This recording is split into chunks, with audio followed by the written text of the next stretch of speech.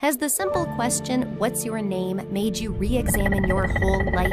Well, it's a regular occurrence for me. Hi, I'm Maria, or at least that's what I think my name is. Like and subscribe, and I'll tell you the nitty-gritty details of doubting everything that comes out of your parents' mouths. Okay, so picture this. I'm a typical teenager, just trying to navigate through life, but my parents, gosh, they lie about everything. They lied about the time and the day of the week. Mom, can I play outside? It's 2 a.m. and it's a school night. It's time you went to bed. That's not true. It's noon and it's Saturday. Listen to your mother and go to sleep.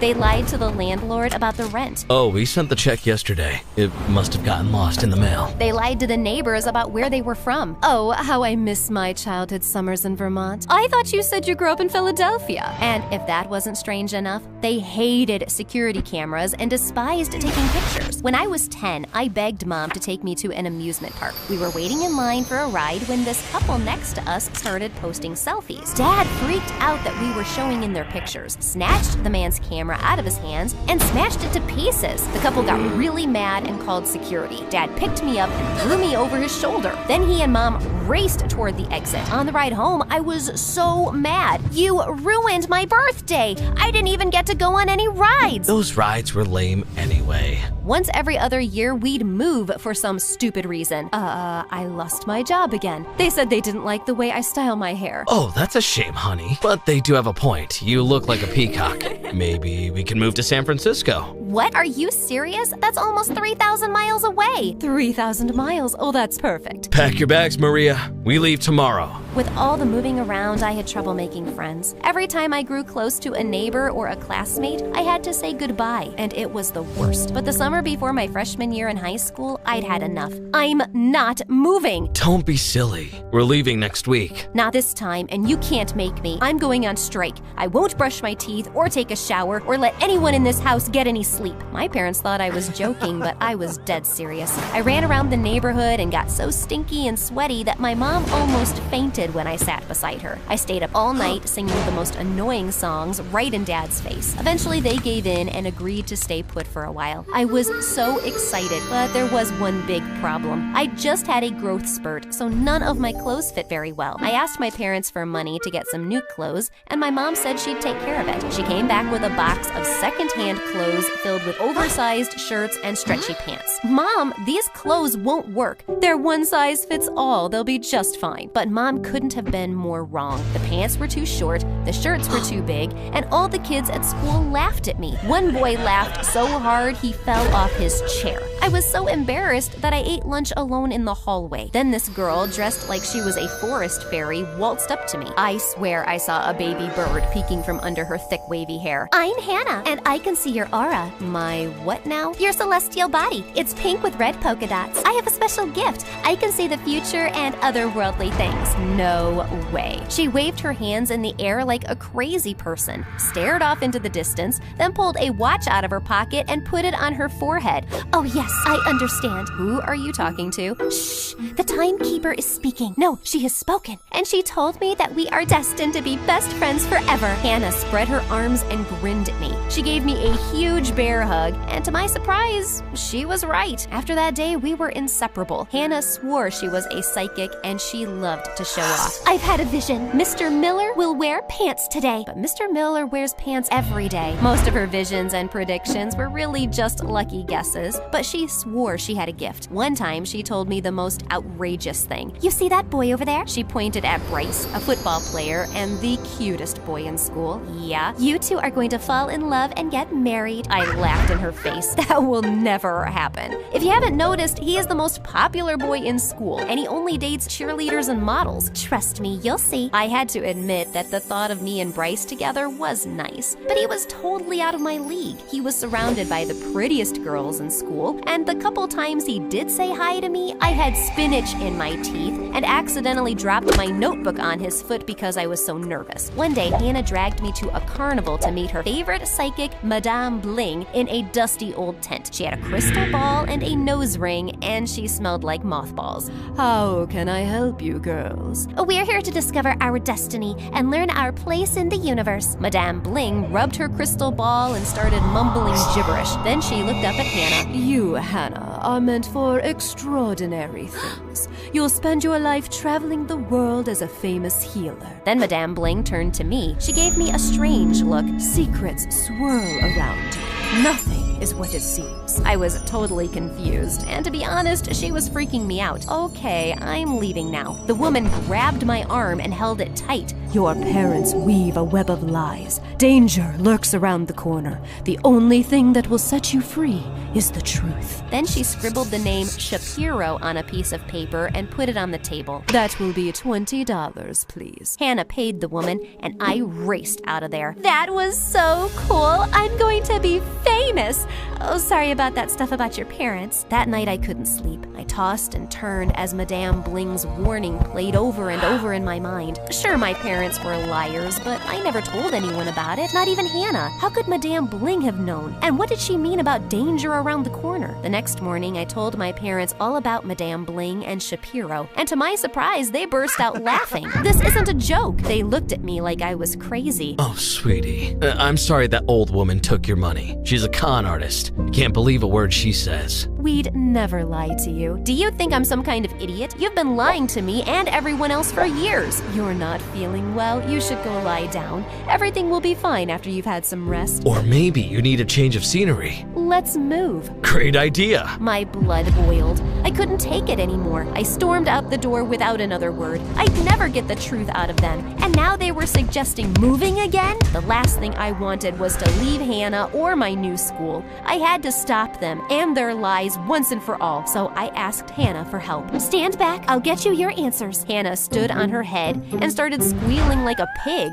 What are you doing? It's a new technique that I just learned. I'm speaking to the earth. Hold on a sec. Hannah lost her balance, fell, and sprained her ankle. The nurse sent her home for the rest of the day. I was on my own. After school, I went to the library and searched online for the name Shapiro. I didn't want to use my laptop at home and risk having my parents finding out about us. I spent hours sifting through tons of data until I found something insane. A picture of my dad when he was younger with some big-time gangster. I clicked the photo and found a dozen articles about a huge court case where my dad was a major witness. But the weirdest thing was that Dad had a totally different name. Dad was the gangster's accountant, and the news articles said that he knew all the gangster's secrets. He made a deal with the government to testify so he wouldn't go to jail. But days before the trial, Dad went on the run. Now, Dad was a wanted man, and there was a warrant out for his arrest. I was shocked. All the lying and the moving made sense. The danger Madame Bling warned me about was real. It was dark when I left the library, and the moment I stepped on the sidewalk, I saw two strange men staring at me. I picked up pace and turned the corner, but they were still behind me. I started running as fast as I could, and then I bumped straight into Bryce. His chest was as solid as a brick wall. My heart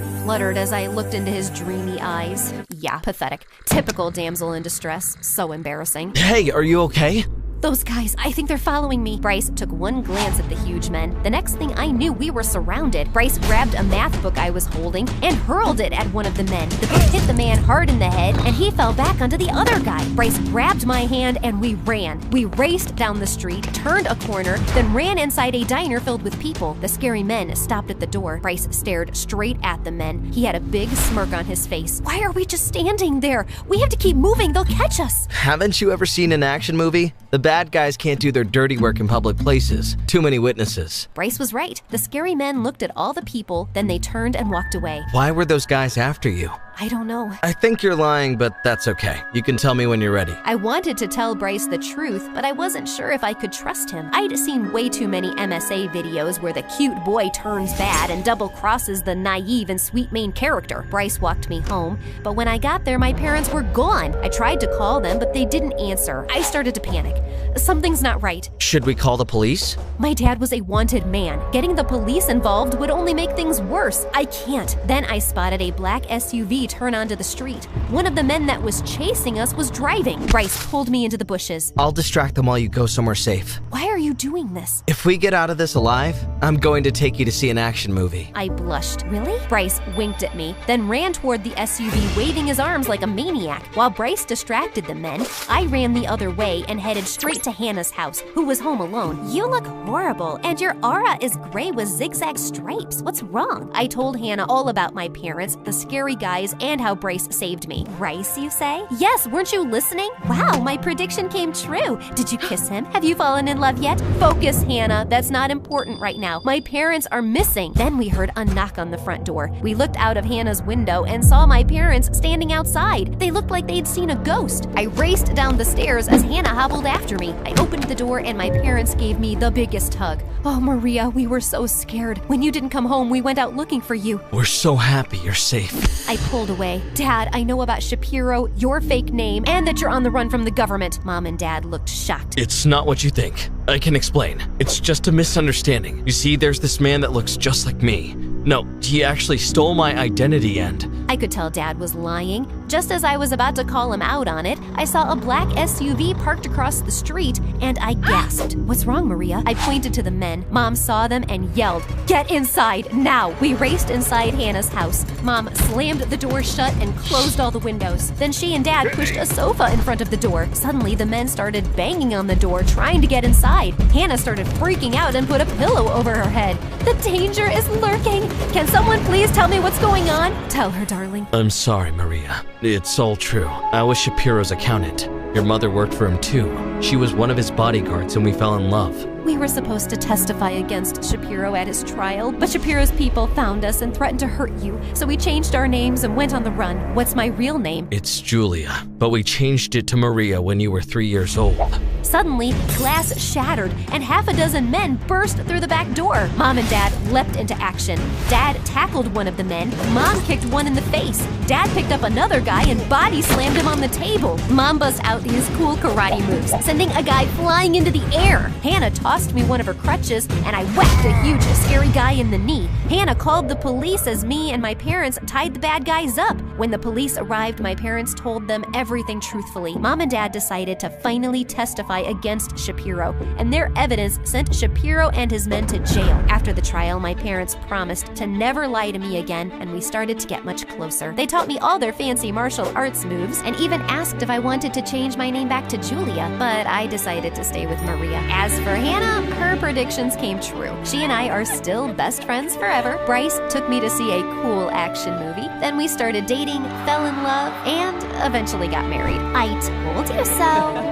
I was born into a super rich home. My dad owned the largest store in the country, and my two brothers were billionaires as well. My long brown hair and my blue eyes caught the attention of everyone whenever I went out with my dad. Wow, your daughter is so beautiful. People would shower me with all sorts of gifts. I loved it a lot. I mean, who wouldn't? I would always want to go out with Dad, but he wouldn't let me, and he had his reasons. I was the only girl in the family. My mom left when I was a baby. When she left, Dad said I became really sick. I was taken to the best hospital in the country. They did all they could, but I didn't get any better. I spent a year in the hospital, and eventually I got better. I'm so glad you're fine now, sweetheart. Since then, my dad and brothers walked on eggshells around me, and they spoiled me silly. They bought me the most expensive gifts. My dad even got me the most expensive necklace in the world. I love them, but sometimes they do too much. The only person who treated me like a normal kid was Jerry, our next door neighbor. Jerry and I were inseparable growing up, and we had the best time together. When people made fun of my long brown hair, Jerry always defended me. We would play silly pranks on my brothers and laugh as the pranks played out. That all changed when Jerry's parents decided to move to another country. Jerry's mom got a sweet fashion deal in Paris and they had to move. I was devastated. I wanted to sneak Jerry into my room so that we could start living together, but my brothers found out. Jerry left and I was all alone. It took me a while to make friends in high school. Even though I was the prettiest girl in school, I had gotten so used to Jerry that I couldn't just flow with any other person. One day, I was on YouTube watching MSA videos when I stumbled upon a channel. It was Jerry's. He'd gotten so big and handsome. He was a popular chef in Paris with over 10 million subscribers. I stayed up all night watching his videos. I wanted to drop a comment, but I didn't know what to type. I was scared that he wouldn't remember me anymore. Meanwhile, I'd gotten into a nationwide beauty pageant, and I was one of the favorites to win. That was all my dad talked about. You need to win the pageant, sweetie, whatever it takes. I would always feel the pressure choking stalking me when I went to school. Diane, the only person I was able to bond with at school, noticed and tried to take the pressure off. Let's go to your favorite restaurant. I'm sure you'll feel better after. We went to the restaurant and she got me my favorite meal. I smiled as the waiter placed the food on the table, and just as I munched on the delicious meal, the cutest guy walked in. Every lady in the restaurant stared and was in awe as he sat by the window. He looked at me and with a gorgeous smile, he winked. My face turned red and my heart raced as he winked. I quickly looked away and focused on my meal. Just as we were about to leave the restaurant, I slipped and I was sure that I would fall, but the cute guy caught me. You should watch where you're going. I should be the one falling, not you.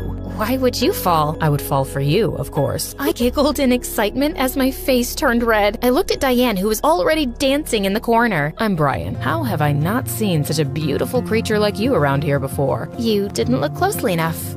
I'll see you around. I grabbed Diane and we rushed out of the restaurant. Since then, I met Brian every time I went to the restaurant. He would come over to me and we would start talking. Turns out he was pretty funny and smart. I became so fond of him and we spent even more time together. He took me on a date one night, and when we returned, he walked me to the front door and planted a kiss on my lips. I was so excited because I had wished that Brian would be my first kiss. I began to really like him, and it turns out I wasn't the only one. My brothers and even my dad loved him. He is the son of the wealthiest man in the country. We need the connection, honey. He helped me with my preparation for the beauty pageant, and with time, we became a power couple in school. Apparently, Joy, the biggest bully in school, was also a contestant in the beauty pageant and was obsessing over Brian. I wonder what he sees in you. Things he doesn't see in you, apparently. She did everything in her power to stop me from dating him, but she failed miserably. Her face would turn red when she saw us together after her failed attempts. It was so hilarious. I got to school one day and I got the biggest shock of my life. Jerry, my runaway neighbor, was sitting right next to my seat in class. Jerry, what are you doing here?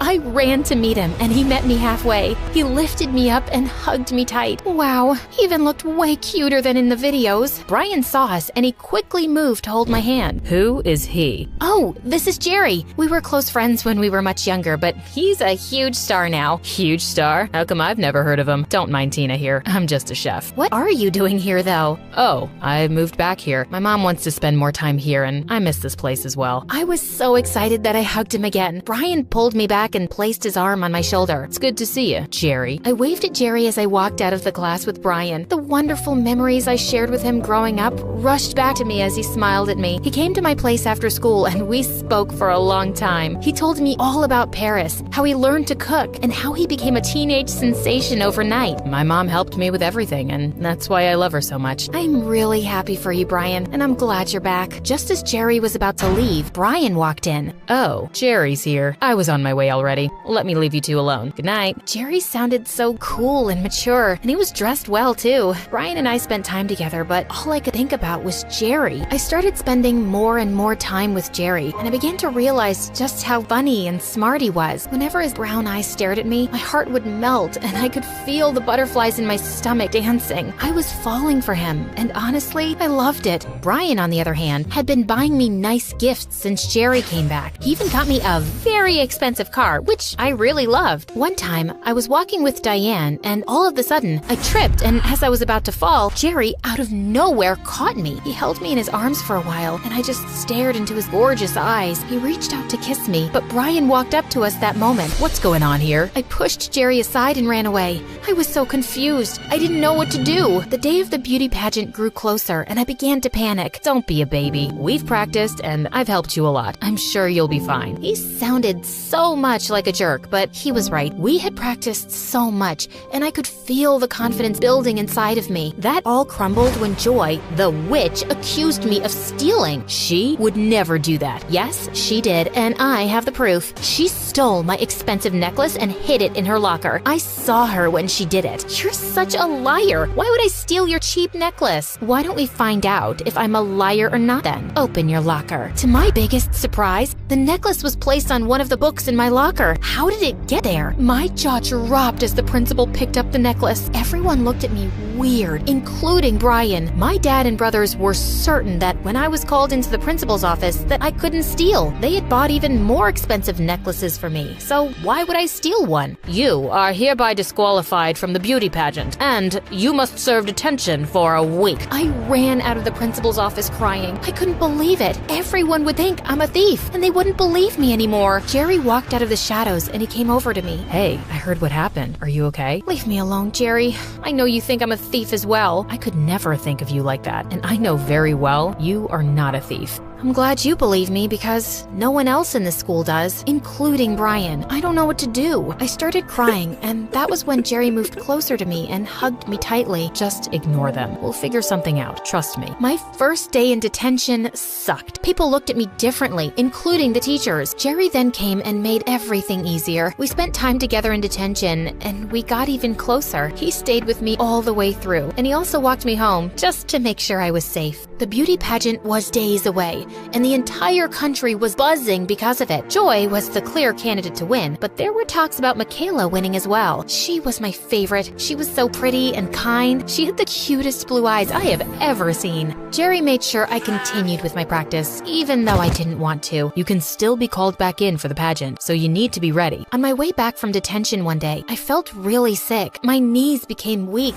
and I was dizzy. I fell to the ground and was rushed to the hospital. When my dad got to the hospital, he demanded that I be transferred to the same hospital I was admitted to when I was much younger. I was in a coma for 2 weeks. Everyone was worried sick. Brian, who had disappeared since Joy accused me of stealing, came back and stayed by my side. Jerry was there too, and they both argued from time to time about who deserved me more. How could you abandon her when she needed you the most? You don't deserve her. And who are you to decide that? She's my girlfriend, and there is nothing you can do about that. The doctors ran some tests, and they found out I had a rare kidney disease, and I needed a kidney transplant. My dad couldn't be the donor because he had the same disease. My brothers were on a very important business trip, and they weren't even told that I was in the hospital. Diane gave excuses, and Brian ran away again. Time was running out, and I needed a donor quickly. I'll be the donor. Jerry stepped up, and he donated one of his kidneys. The surgery was successful, and weeks later, I was discharged from the hospital. I got back home and continued the preparation for the beauty pageant with Jerry. Some days before the pageant, the school found out that Joy planted the necklace in my locker just to get me kicked out of the pageant. She confessed after she was caught trying to pull the same trick on Michaela. She was suspended, and I was called back in for the pageant, just like Jerry had predicted. I became so nervous when I got the news. Sweat poured out of me, and I felt a tightness in my chest. Jerry noticed and held my hand gently. You'll be fine, Tina. This is what you trained for, and I am so proud of you. He smiled at me, and I hugged him tightly. What would I do without you? The day came, and I was well prepared for it. I wore my finest gown. Dad had just gotten it for me, and it looked absolutely gorgeous. My brothers hired the best stylist in the country, and she did a wonderful job. They all sat in the front row, and they applauded when I stepped on stage. I nailed the many questions I was asked and felt my confidence building as the show went on. After what seemed like an eternity, it was time to decide the winner. We all held hands and hoped for the best. Michaela got second place with a standing ovation, and my name was announced as the winner of the pageant. I was so happy as tears rolled down my cheeks, but out of nowhere, Brian came on stage and held my hand. I yanked his hand off and walked down to where Jerry stood. Brian ran to meet me, and he grabbed me violently. Jerry intervened and punched him right in the face. Leave her alone. You don't deserve her. Brian ran off crying like a baby, while Jerry held my hand gently and smiled at me. My heart melted and my face turned red. You look really beautiful. Just kiss me already. He leaned in and gave me the warmest kiss ever. I held on to him as everyone cheered us on. It was the best night ever. My mom is Italian, and she raised me and my sisters on her own in a very small town in the US. But we might as well have been living in Italy. Pretty much everyone we knew was Italian. Now, my mom has 2 talents. One, she's an amazing seamstress. She could make a stunning dress out of a potato sack. My sister and I used to wear all sorts of garbage when we were younger. Old curtains, bed sheets, towels, you name it. On a side note, do you know that cotton lasts for like 100 freaking years? That's longer than the seasons of Grey's Anatomy, man. And I thought nothing could compete with that. Sorry, what was I saying? I always lose track. Pardon me. Yeah, so 2, My mom knows and remembers everything and everyone in town. And she likes to talk about it a lot. Like her mouth runs as fast as her hands. You know the Bartoli family, right? Their daughter ran away with the homeless-looking boy from the Rossi family. Now, after just a week, the boy sent her back home because she doesn't know how to make a pasta. What kind of girl doesn't know how to make a pasta? So now, man, she could just go on and on about these people, and I didn't give a rat's butt about it. But I indulged Mom and heard all her gossip because I was her favorite, which is what makes me really unique. I'm the middle child, and I'm the favorite. Yeah, you heard me, an unheard of phenomenon, but you'll see why. My sister Bella is 2 years older than me, and it's not hard to see why she isn't the favorite. She's like the opposite of everything a firstborn is supposed to be. Lazy, whiny, irresponsible, and dumb as a button. Actually, buttons are quite useful, but you get the point. Like on her 9th birthday, she got a $50 note from her aunt, and I convinced her to exchange it with me for $21 notes. She was so happy she had so much money, and I was $30 richer. Also, I often got compliments on my rosy skin, which really bothered her, so one day, I let her in on my secret. Mom's been doing something special with me for years, and now I'll share it with you. You have to make a paste of baby powder, milk, crushed daisies, and a few tablespoons of mud, so you don't get pale like a ghost. And then you put it on your face for an hour, but you have to sit really still while it dries, otherwise you'll get wrinkles. And you can only do this between 4 to 5 in the afternoon because it's the golden hour. Works like magic. Worked out great. Because we were only allowed to watch TV for an hour between 4 and 5 p.m. And now I had it all to myself. This went on for a month till Bella ended up with acne. And Mom found out what she'd been doing. My younger sister June came 2 years after me. And well, she's just a sweetheart. She could have been the favorite, but our jerk dad left right after she was born, and I think it just wasn't a good time for Mom to bond with the baby. But I adore June. She's just easy to love, and she worships me. Like, I think she'd kiss my feet if I asked her to. I mean, I would never do that, of course. Only the occasional foot rub. That's not an abuse of older sibling power, right? I guess I'm the smartest of my sisters. And it's not me saying it. My teachers say it, Mom says it, everyone says it. Look, this is a picture I colored when I was just 5. No, wait, 7? Okay, fine, 10. Just focus on the colors and not on my amazing nails, okay? But since you're wondering, June did the nail art. But what really got to Bella was when anyone said I was the prettiest. Like in 7th grade, Mom had come to our school for our parent-teacher meeting, and she met with my class teacher last, who couldn't stop gushing about me. What a blessing to have a child like beep. Oh, the year I had Bella in my class, it was so hard.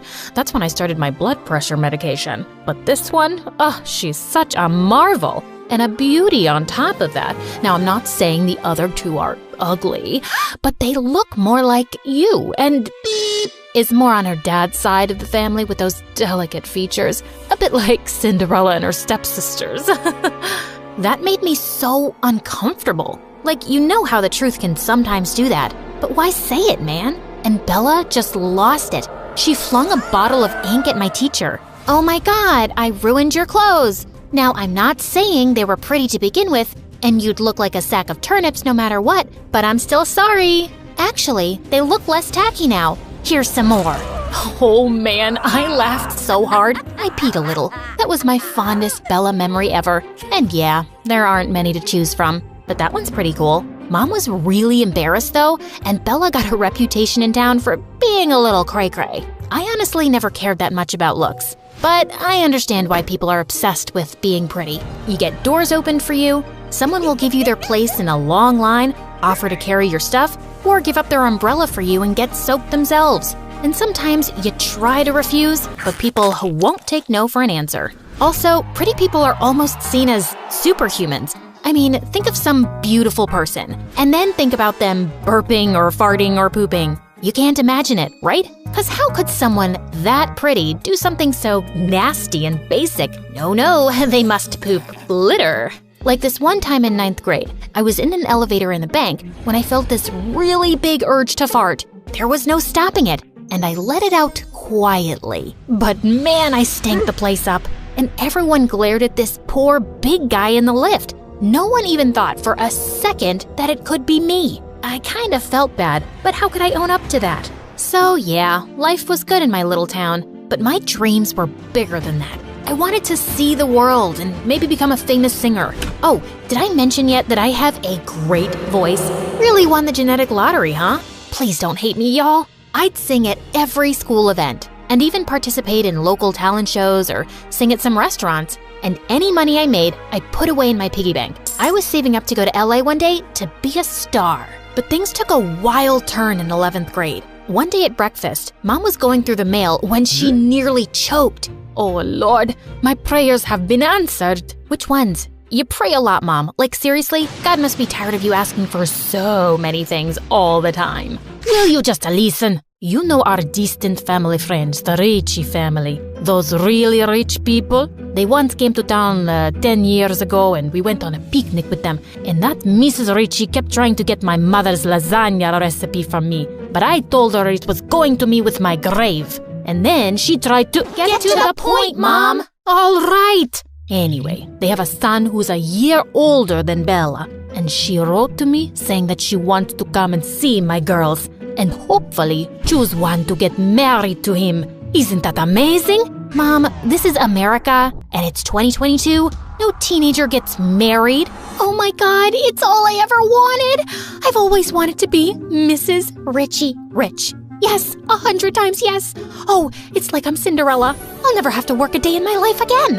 You already never worked a day in your life, Bella. Look, Bella is almost 20. She barely passed school, she's useless around the house, and she'll never get a job. Also, people in town still think she's, unstable. Getting her married off to someone who isn't from around here is the best we can do. For us. Hear. Now listen, the only problem in this plan is you. I don't want to have you around when they come over. They might choose you instead, and I don't want to ruin this chance for us. I mean, for Bella. Fine by me. The Ritchie family was coming over that weekend, so Mom sent me off to my aunt a day in advance, right to the other end of town. I was in for a relaxing weekend. Aunt's house was close to a lake, so the next afternoon, I was sitting by the water practicing my singing when I spotted a boy swimming. And oh, mother may I, his blonde hair shone in the sunlight and the water rippled smoothly over his strong arms. Wow. Now, don't think I'm boy crazy. I find most guys annoying, actually. And who knew? Maybe this one was annoying too. But who minds a little eye candy? It's the only candy that's good for you. But suddenly, he let out a sound I've only ever heard a cow make in labor. A jellyfish bit me! He passed out and started sinking. I swam like a graceful mermaid towards him. Man, he weighed a ton. I managed to drag him to the shore and checked his heartbeat. Yeah, he was gonna live. And up close, he did look kind of annoying. You know, those boys who are too pretty and think the universe revolves around them? Yeah, he was definitely giving off those vibes. I thought I'd wait around till he came out of his beauty nap, so I started singing one of my original songs. You wanna hear about this girl who makes jealous witches hurl? She had beauty, she had brains, there was talent in her veins. Not that everyone was dumb, but the town made her numb. What? Stay here forever, that made her feel bummed. She knew that there was more, so much more to her life than the gossip and the small talk, being a dumb man's dumb wife. It's not hard to see, the girl I'm talking about is me. So if you wanna hear the rest, pay up now, it's not for free. Suddenly, I felt something touch my foot. I'd almost forgotten the boy who was staring right up at me. Wow, you're a goddess, an angel. That voice? And you saved me, right? Yeah, but anyone would have done the same in my place. It's not special. Of course it's special. You saved my life. I think I'm in love with you. Aw, man. This boy was dumber than I'd thought. That's so sweet. You know what? You still look pale. You should lie back down, and I'm gonna go make a mixture of herbs for your jellyfish bite. Oh, I've forgotten all of my pain, except that ache in my heart. Yes, we'll deal with that too. Just close your eyes and I'll be back before you know it. I skipped off all the way to my aunt's house. I'd be gone in 2 days from here, and I'd never bump into him. When I returned home, I went through the back door into the kitchen. Just as I popped a muffin in my mouth, Mom walked in. What are you doing here? Hello, I live here? I'm your favorite child, remember? Shh, keep your voice low. The Ricci family came for a second visit today, and they're in the house right now. You better not come out. Okay, I'll just stay here. Just leave the cakes, woman. Oh, sorry. I was looking for the bath. Oh my god. It's you, the rapping angel. What the freaking fruitcake? The Ricci boy was the guy I'd saved from the lake? Apparently, he'd stopped for a swim on their way here. His name was Luca, and he told his parents he was in love with me, and he'd marry me, or marry no one. Such a drama queen. He cried, Bella cried, his parents begged, Mom panicked, and she sent them away saying, "We need time to think." You really went out of your way for these guests, Mom. You never make pasta for me. And yum, I haven't had this pastry in ages. Will you please get serious for a minute? What are we going to do? About what, Mom? I'm not getting married, duh. You don't have to get married. It could just be an engagement till you know him better. Okay, fine. Just be his girlfriend. It's too good a proposal to pass. And I wanted it for Bella, but if it's not happening for her, you have to accept it. Before I could reply, Bella came flying at me. You stupid witch! I'm not letting you get away with this. Gosh, Bella, have you gained weight? Get off, you baby cow. I was so close to getting everything I've ever wanted, and you ruined it. I didn't do anything, and Luca is an idiot. Don't say that. He and I are perfect for each other. You're actually just reinforcing my point. Ow! Just stop it, the both of you. I'll never forgive you, and I'll curse you every single day for the rest of my life.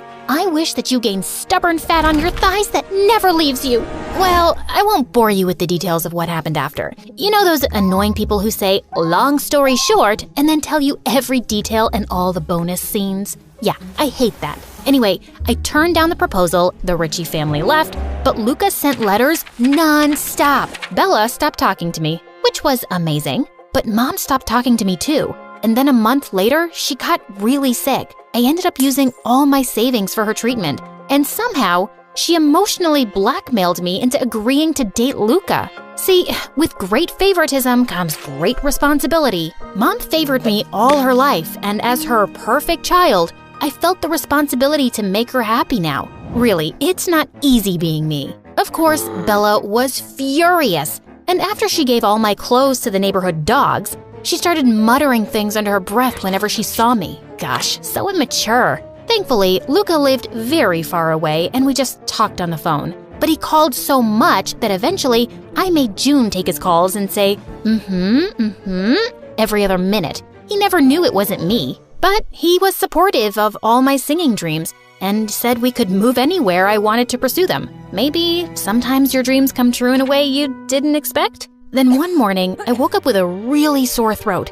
I tried calling out to June for water, but my voice was gone. It turned out that I had laryngitis, and I was mute. The doctor said they couldn't say if my voice would come back. This was the first time in my life I was truly depressed. I could see all my dreams slipping away. Mom announced excitedly that Luca was coming, like that was supposed to cheer me up, and Bella's smug face made everything 10 times worse. One day at dinner, she turned to me. See, I told you I'd curse you. You've lost your precious voice because of my curses. Or maybe it's just karma. For the first time in your life, you get what you deserve. For once, you lose. And something inside me just snapped. I threw my pasta at her face and then jumped on her. It took June and Mom some serious effort to save her miserable butt. Later that night, I was crying angry tears in my room when June slipped in. You know it's not Bella's curses, right? Of course I know. She's just unbearable. Why is she like this? Maybe because it's not easy to live in your shadow?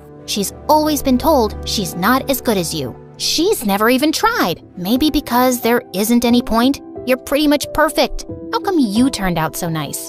It doesn't bother me that you're better. Also, being nice is easy. Being mean is hard. And it doesn't even feel good. Why are you writing things down? I have no idea. June had given me some food for thought. I guess it wasn't fun to always be compared to someone. And I guess I never made it easier for Bella either. Maybe I could start now. So when Luca arrived a few days later, I told him I was breaking up with him. He held my hands and looked really sad. Ha! See? I see a smirk! Animator, please go back a little bit.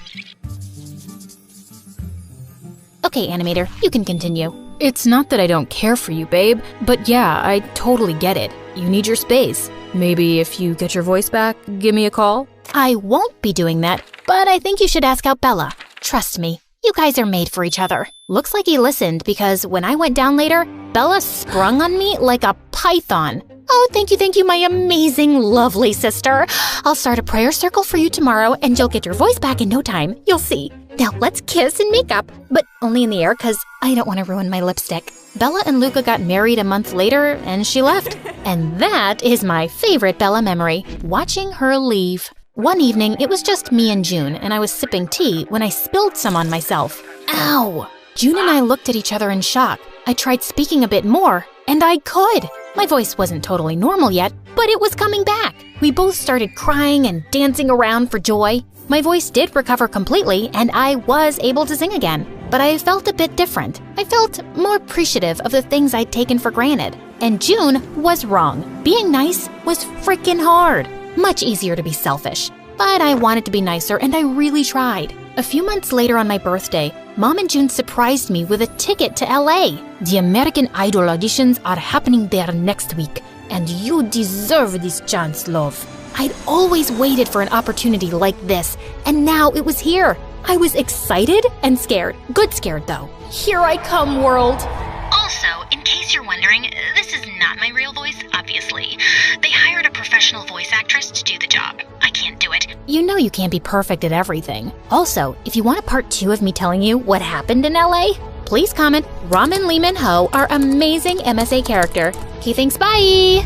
Growing up, we moved around a lot because my parents were journalists. I got really good at making friends quickly, but holding on to any of them was tough since I always ended up leaving. No matter how many of my so-called besties promised they'd stay in touch, after a while, they never did. It was heartbreaking every time. One day, Mom came home with big news. She got a job in Washington, D.C. for a national newspaper, and we wouldn't have to move anymore. I was so excited. Finally, I would have rooms of our own to decorate, make friends that would last. It was a dream.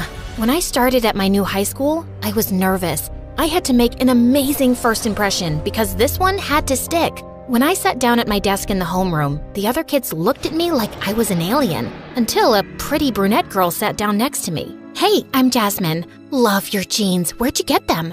A thrift store in New York? Oh my God, is that where you're from? Sort of. I told her all about life on the road, and we hit it off right away.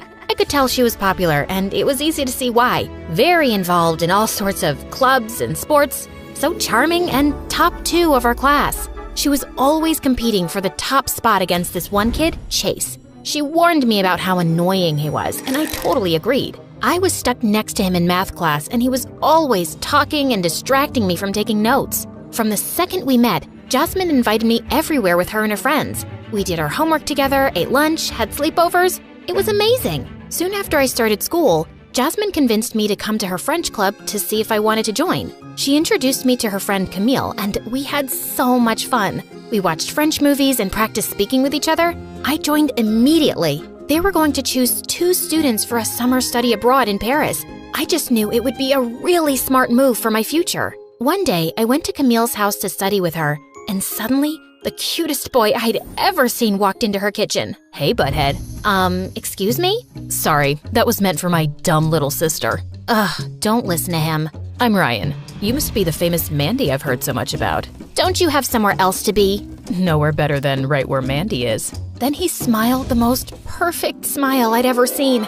I could have melted into a puddle right there. The next day at French Club, I told Jasmine all about him. Oh my God, Jazz, he's on the soccer team, good at school. Wow, he sounds like the perfect package. OMG, he's here. She turned to see Ryan walk into the room right then. Suddenly, her eyes turned to ice in front of me. Ryan, he's my ex. Oh, but I mean, if you like him, I guess... No, of course, I wouldn't. Oh, good, because it'd be so weird. I'm so glad we're friends. What are you all talking about? Oh, nothing. It's, nice to see you again. Since when are you in French Club? Since I found out Mandy joined. It was so awkward, I thought I'd die. Just then, Madame Delacroix clapped her hands for announcement time. For our upcoming parents' night, we will be breaking off into pairs to research and cook a classic French dish. She started grouping us, and surprise, surprise, I got paired with Ryan. For just a second, I thought I could see the ice return to Jasmine's eyes, but she blinked and it was gone. I felt sort of guilty that I'd be spending so much time with Ryan, but I vowed to keep my promise to Jasmine. Soon after that, I got assigned to help Chase hand out awards at the banquet. Hanging out with him all night would be the perfect punishment for me. A few days later, Ryan and I had to get together at his house to make chocolate mousse, my favorite. Have you ever made this before? No, but I've watched my dad make it, so I think Just then, I started the mixer. It started whipping everything up so fast that our chocolate mixture started flying out of the bowl. Soon, we were both covered in chocolate. I was mortified, but Ryan just laughed and swiped some chocolate off my nose. Looks good to me. After we got cleaned up, we managed to make a second batch, just in time to make it to the event. Madame Delacroix tasted every dish and said ours was the best of all of them. I was pretty proud, and I hoped it would get me some extra points toward the Paris program. Not even having to sit next to Chatterbox Chase all night could ruin my mood.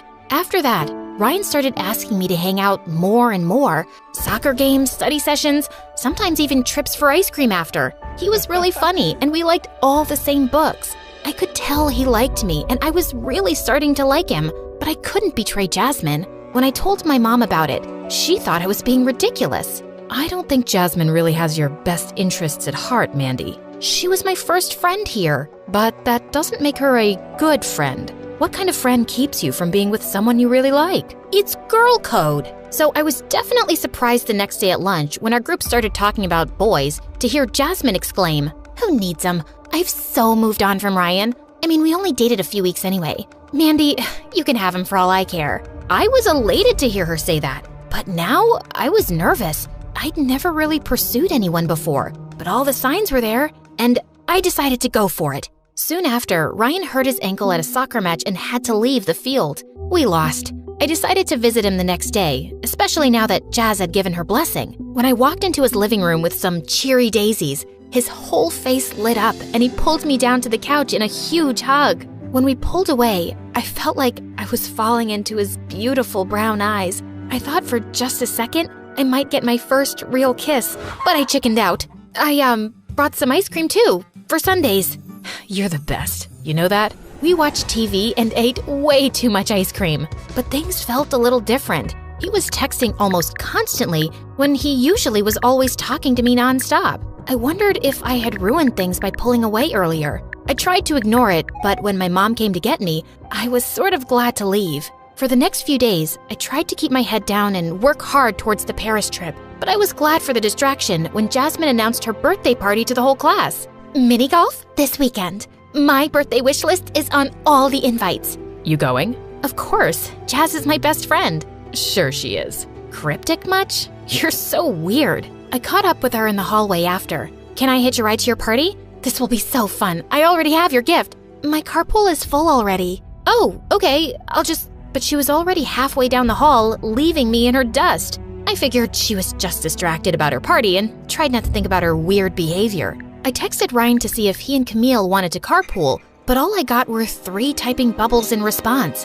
And then, nothing. In fact, I didn't hear anything from anyone all weekend. What was going on? On Saturday, when my mom dropped me off at mini golf, a gift in hand for Jasmine, I pasted a big smile on my face as I got out of the car. Chase waved to me and smiled. He really wasn't so annoying, maybe just a little awkward. As we walked into the party room, imagine my shock when I saw Jasmine standing there holding hands with none other than Ryan?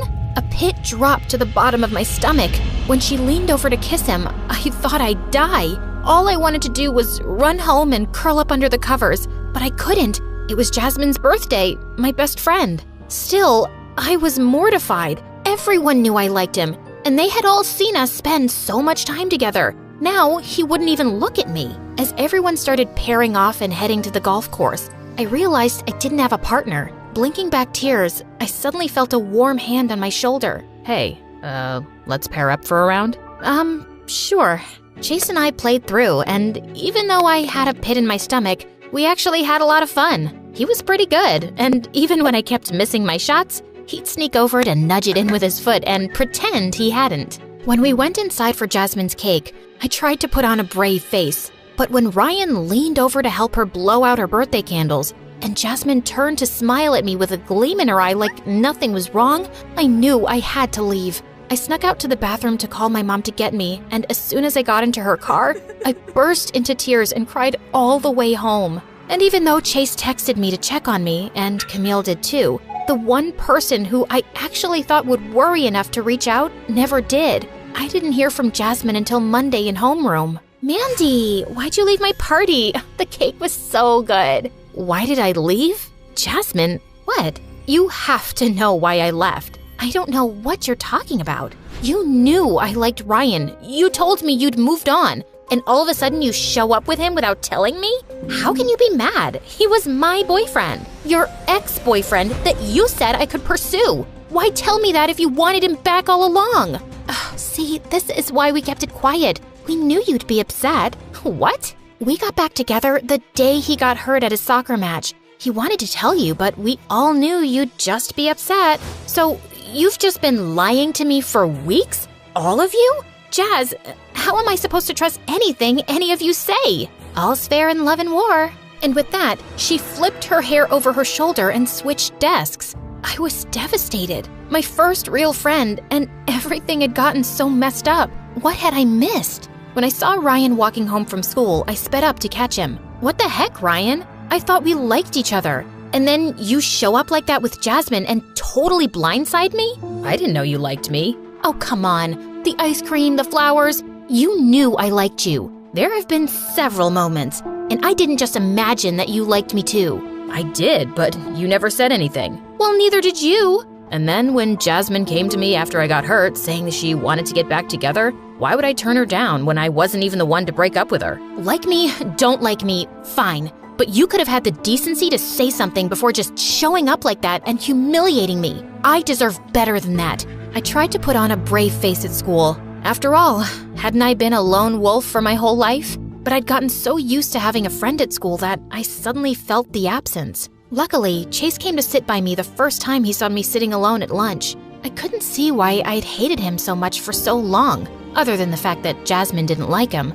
He was so sweet and really smart. Even though I avoided Jasmine and Ryan at all costs, I refused to quit French Club. As the weather got nicer, Chase tried to get me to come out to soccer games, parties, concerts, but my sole focus was on school. I was more determined than ever to get one of the spots to go to Paris and prayed that Jasmine wouldn't get the other one. Chase became my favorite study buddy. He was almost as determined as I was for me to win the top spot on the Paris trip. On the last day of school, our report cards came out. Straight A's. Chase and I got big ice cream sundaes after school to celebrate. As I looked across the table at him, I thought about everything that had happened with Jasmine and Ryan and our whole big group, and I decided I was so glad to have one actual good friend instead of a bunch of not-so-great ones. Afterwards, Chase and I walked down the National Mall as the sun set. So, Mr. Number One in the class, how does it feel? I'm just glad to have beat her, to be honest, especially after everything that happened with you.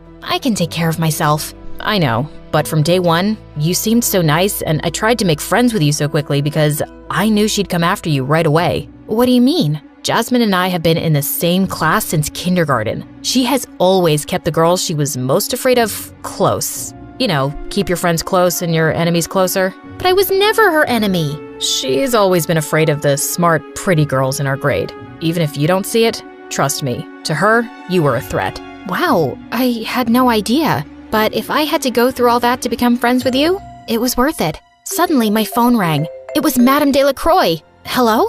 Mandy, I'm pleased to inform you that you have been selected for this summer study abroad in Paris. Pack your bags, mademoiselle. I am so proud. Oh, wow. Thank you so much. Merci beaucoup. When we hung up, I squealed. Oh my God, I'm gonna have a stamp in my passport. Suddenly, Chase's phone rang, and when he saw the caller ID, he looked up at me with a gleam in his eye. I could barely contain my excitement. And when he finally said thank you and hung up, he turned to me with a huge smile. Looks like I'll have a matching stamp. Paris? Together? I threw my arms around him, overjoyed to be off on a big adventure with my first real friend. My mom owned a huge chain of hotels, and I was the sole heiress to the business empire. Our family name was well known already, but I'd really made us famous. Teen heiress seen kissing alleged gangster? Spoiled princess seen at archaeological site closed off for public? Princess Bianca announces to pay any amount to straighten the Leaning Tower of Pisa. Each headline is worse than the one before. Alleged gangster, Mom. We broke up. And you know my keen interest in history. I had to see that site. And come on, am I the only one annoyed by that leaning tower? When will you ever get serious, Bianca? I have a private jet to catch, but we're not done with this conversation. Yes, go to your meeting, Mom. You didn't even remember to wish me a happy birthday, but I was still celebrating in style. I was having a huge birthday party at the newest club in town, but my night was ruined when I saw an uninvited guest, Travis, and he was approaching me and my BFF Carmen, as if he was God's gift to women. Despite that scary face. Hey, sugar lips, wanna dance? Aren't you supposed to hate me for making you look like Frankenstein? What's love without a little pain? And I adore your feistiness. He was all over me the whole night. Eventually, I had to make Carmen distract him and try to escape, but he noticed and followed me like a madman. I'm not done with you, my love. I turned around a corner and opened a VIP door at the end of the hallway. There were some men in suits playing poker, and they all turned to me like I was an alien. Oopsie, wrong room. Thought it was the toilet. But may I say, sir, your jacket is really cool. Very vintage 90s. Michael Jackson kind of vibe. Okay, I won't bother you guys. May the best man win. Bye. Travis was nowhere to be seen, so I took the chance to finally leave the club. But of course, I couldn't avoid him at school, and he was being such a nuisance that eventually I got a restraining order against him. My life was finally peaceful, till a few days later when Carmen told me that her cousin from the village would be joining our school. Since when do you have a cousin? Ever since he was born. You never told me about him. I love to collect snake skins and samurai swords in my basement. I didn't tell you about those either. What? Friends should share everything. I think some secrets are good. Oh my god, my cousin's here. I turned to this guy who was walking towards us like he was the king of the underworld. Judging by his walk, he knew he was a fine specimen of the male species. But suddenly, he tripped over nothing and fell into the fountain nearby. And then he immediately got up like nothing happened. I felt like I was watching a comic cartoon strip. Are you sure he's not some hot model you paid to act as your clumsy cousin? Nice way to say that he's hot and adorable. He then spun her around like she was a cotton ball. Carmen, my favorite girl. I missed you so much. The guy turned to me and I was stunned. He was even more handsome up close and also really familiar. You must be Bianca, Carmen's best friend. I'm Slater. Nice to finally meet you. Did you just curtsy? And have we met before? No. Is this how city people greet each other? Excuse us a moment. Carmen pulled me out of Slater's earshot. What you doing? Talking to my best friend's cousin? Why does that require you to bring your face so close to his? I just thought he looked really familiar. What's your problem? I just think you're finding an excuse to flirt with him. Now listen up, Bianca. You're never serious about any boy, and you just play with their feelings and dump them.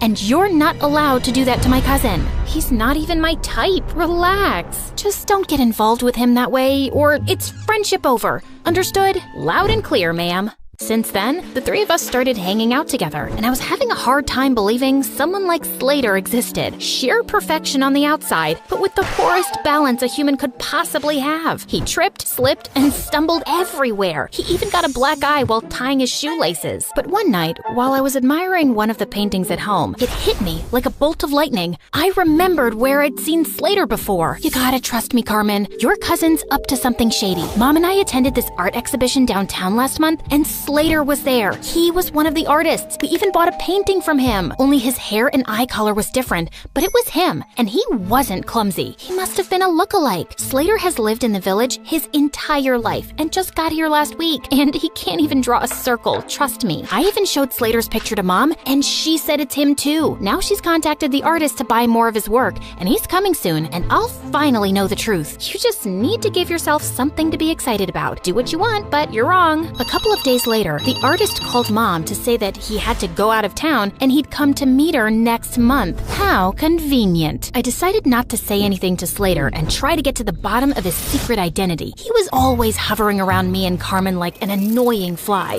He was sure to slip up at some point. I'd be watching him. But one day, I was spying on him at the gym, and after seeing him miss the 100th basket, I got really bored. I decided to skip the rest of school that day to get a manicure. As I was walking to my car, a van suddenly stopped next next to me. "Good day, child. Would you please buy some apples from me? I run an orphanage and I'd like to get some toys for the children." Sure thing. Just give me a basket and I'll give you $100,000. I was about to take the basket from her when Slater suddenly popped out of nowhere and crashed into me. Hey, you, who do you work for? Show me your ID. The poor lady looked terrified and just drove away. What the heck was that? Didn't your parents ever tell you not to take candy from strangers? What if she was trying to poison you? Dude, those are apples, not candy. And who am I? Snow White? And that cute granny is trying to poison me because I'm the fairest girl in all the land. This isn't funny. You don't know how dangerous some situations can be. Oh, please. I swam with sharks last year and jumped off a hot air balloon when it malfunctioned. I laugh in the face of danger. And that lady just wasn't dangerous. I know you're from the village and probably think everyone in the city's evil, but please stop being a weirdo. But Slater just got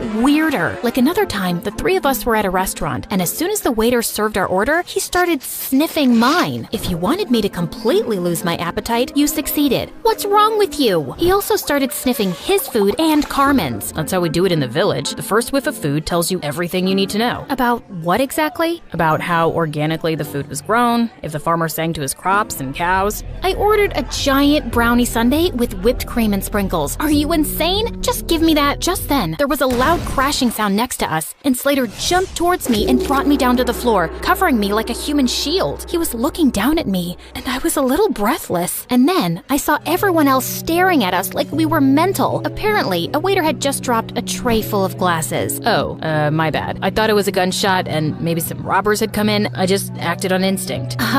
Wait, let me get this straight. So you thought it was a dangerous situation, and your first instinct was to save Bianca? Hello, what about me? Your own flesh and blood? Slater muttered some apologies while Carmen kept scolding him, even if he was crazy. It was really sweet how he tried to protect me. One weekend, Carmen told me that the cheer captain was throwing a party, just for the cheerleaders and all the boys.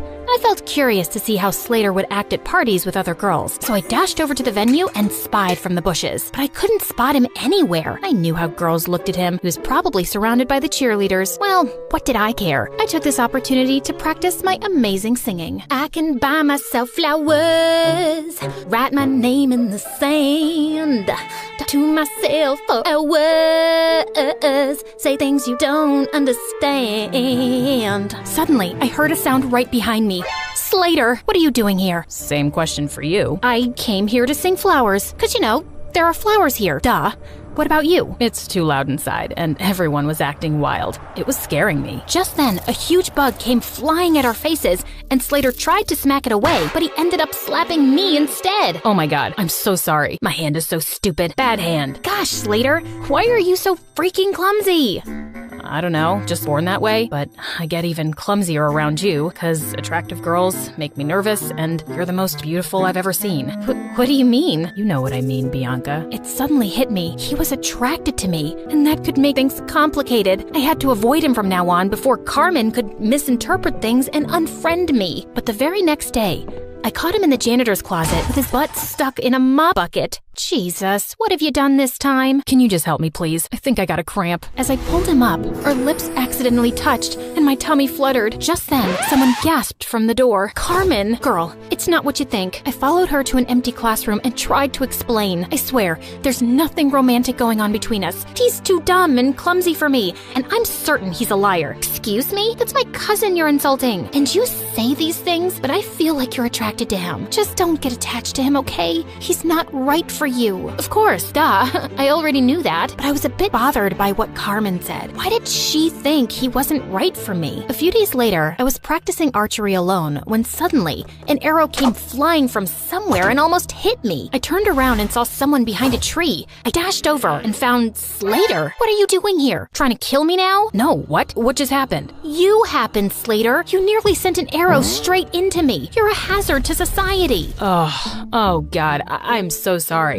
I didn't realize my arrow came your way. I mean, I didn't even know anyone was here. I would never hurt you, I swear. But let me make it up to you with an ice cream shake. shake? Come on, let's go. I wasn't finding his act convincing. Why was he always around me? He was beginning to seem as obsessed with me as Travis. And what if he tried to hurt me on purpose with the arrow? By the way, are you free tonight? I want to talk to you about something. Just you and me, alone. Okay, sure. But we're alone right now. You can't tell me over ice cream shakes? What ice cream shakes? Oh, yeah, that. No, tonight's better. I'll send you the pin location. Driver, I'll get off here. Thanks. See you later, Bianca. And then he just jumped out of the car and walked away. This dude was so weird, but I was really curious about what he had to say. Later that night, I was surprised to learn where he was taking me. The rooftop of an old building. There was no elevator, so we had to climb 8 flights of stairs, and he was holding on to my shirt like a kid. Wait, what if he tried to push me down? Can you move away? I need some personal space. But what if I trip and fall down the stairs? You know how clumsy I get. Why would you invite me to a rooftop then, idiot? You'll see. When we finally reached the top, I was surprised to see a candlelit dinner. What's all this? Obviously a date. Were you expecting a crime scene? Didn't your cousin warn you about me? She did, but I just don't see why she's so against the idea of you being my girlfriend. You're beautiful and amazing. She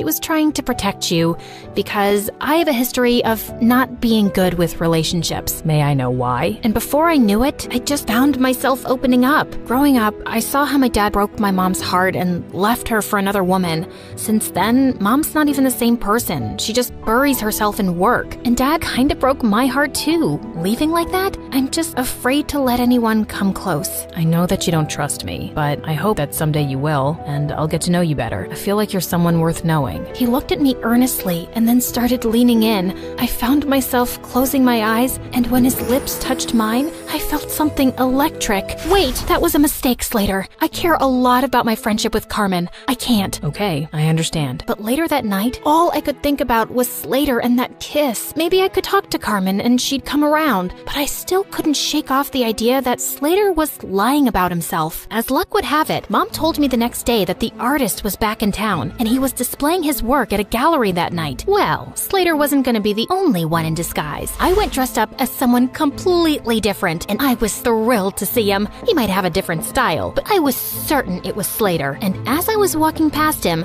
I accidentally tripped and fell forward, scraping his arm with my pen. I'm so sorry. I'm not very good with the walking. Clumsy, like you people say. Oh, it bleeds. It's fine, miss. I'm okay. Excuse me. I need to use the bathroom. And the next day at school, Slater was wearing a full-sleeved shirt, just like I'd expected. So I spilled my juice all over him. Oh my God, you're wet. You'll have to change your shirt. It's fine. It'll dry up. No, you'll get sick. I won't. I'm as strong as a cow. I tried a few more tricks, but he was able to avoid all of them. I guess I just had to do it by force. After our classes, I followed him outside school, and just as I was ready to jump on him from behind, he turned around and pinned me to the wall. Bianca, why were you trying to attack me? How did you know, Spider-Man? And all I wanted to do was this. I pulled up his sleeve, and sure enough, he had a long cut on his arm. Ha! So you're really that artist. I've exposed you, you big fat... Suddenly, there was a growl behind me. I turned to see 2 guys holding 2 rabid dogs and pointing at us. Bianca, just run. Slater grabbed my hand, and we ran like crazy from the dogs. After sprinting down several blocks, he pulled me into an old building, and we ran up the stairs. We climbed all the way to the rooftop, and we could hear those guys behind us. Okay, there's no other choice. We gotta jump. Excuse me? I must have heard you wrong. And what is going on? Questions later. And what's the matter? I thought you laughed in the face of danger. Haha. Now is not the time to be sarcastic. Just hold on to me and you'll be fine. Do you trust me? Of course I don't trust you. You're the clumsiest idiot I've ever met. Listen, Bianca, I'm not who you really think I am. I just need you to trust me right now, okay? I won't let anything happen to you. I promise. My instincts told me to trust him, and I did. And what happened next was the most thrilling thing ever. We went flying through the air, then landed straight in a garbage dump. Ew, fish heads. Come on, this isn't over yet. I needed answers about why I was currently running a marathon with my BFF's mystery cousin around the city. Slater, why are these people after us? Listen, something happened. He didn't get to finish because the gangsters finally cornered us. Slater pushed me inside one of the diners as he started fighting them expertly. What were these kung fu ninja moves? He was so hot. Just then, one of the guys came up behind him with a metal chair. I looked around for anything I could throw at that scumbag before he could hurt Slater. Slater. Bullseye. That's my girl. Just then, a bunch of policemen arrived and surrounded the men, and Slater pulled out a badge. You're under arrest. What? He was a detective? As those jerks were being taken away, Slater finally told me everything, starting with how I unknowingly got involved with an international mafia gang. You walked in on them one night at the dance club and saw something you weren't supposed to see. You've been in danger since then. Oh, those guys. But I swear I didn't even see anything. They couldn't be sure of that, so you've been their target since. I was already in town looking for this gang and posing as an undercover artist, but when we found out that they were looking for you, I joined your school to be closer. We also thought we could catch them using you. You mean using me as bait? I didn't mean use you like that. We just knew they'd come after you. So that date on the rooftop, was that also a ploy to get the gang members there? Well, yeah. We had police hidden all over that building, but I think the gang realized it was a trap. Everything made sense now. He was just pretending to be interested all along so he could be around me for my protection and to catch the bad guys. I was just a mission for him. You saved my life. Thank you. I just did my job. I'm glad you're safe now. I gotta report to headquarters soon, so... Yeah, great job. Goodbye then. As I walked away, I suddenly felt sad and empty, and the next day at school, Slater was gone. I demanded more answers from Carmen. Slater really is my cousin. He became a detective at a young age, and he doesn't tell us much about his job. But after that restaurant incident where he was clearly protecting you, I asked him what was going on, and he said it was something related to you, but it was confidential. So that's why you didn't want us to get closer. Yes, because he was just here for his job, and he doesn't form attachments. I didn't want you to get hurt. I'm sorry. What for? I can see it in your eyes, Bianca. You're in love with him, but I don't think he can make you happy. Oh, please. I've told you, I'll never fall in love with anyone, if you say so. Over the next few days, I tried my best to get back to normal, but I couldn't get Slater out of my mind. Even Mom noticed something was up with me. Haven't seen any crazy headlines lately. No new adventures? Yeah, it's been kinda quiet, but I did make one stupid mistake, falling in love. Mom sat down beside me and then pulled me into an awkward hug. Sweetie, I know you've been affected by what your dad did, but don't close your heart off. Falling in love isn't stupid, and you'll find the right guy one day, and it'll be amazing. Trust me. Mom decided to take some time off work and we planned a vacation together, but just as I was leaving for the airport, I heard a loud crash from the main hall and saw Slater had pinned Travis to the ground. Slater? Travis? What are you both doing here? Bianca, my cream puff, I couldn't go on any longer without seeing you. I can't live like this. You really need to tighten security around here. Found him crawling through the dog door. As Slater handed over a screaming Travis to the guards, he turned to me. Why are you here, Slater? Same reason as Travis, actually. I really missed you. Wait, where are you going? Sorry, can't disclose the location. It's top secret, so whatever you want, make it fast. I got another mission. Okay, so what is it? I need you to fall in love with me and be my girl. Oh, well, that sounds like it's gonna be a very hard mission. I'm not afraid of challenging assignments. He pulled me in for a kiss and then hit his forehead against mine. So you're naturally clumsy.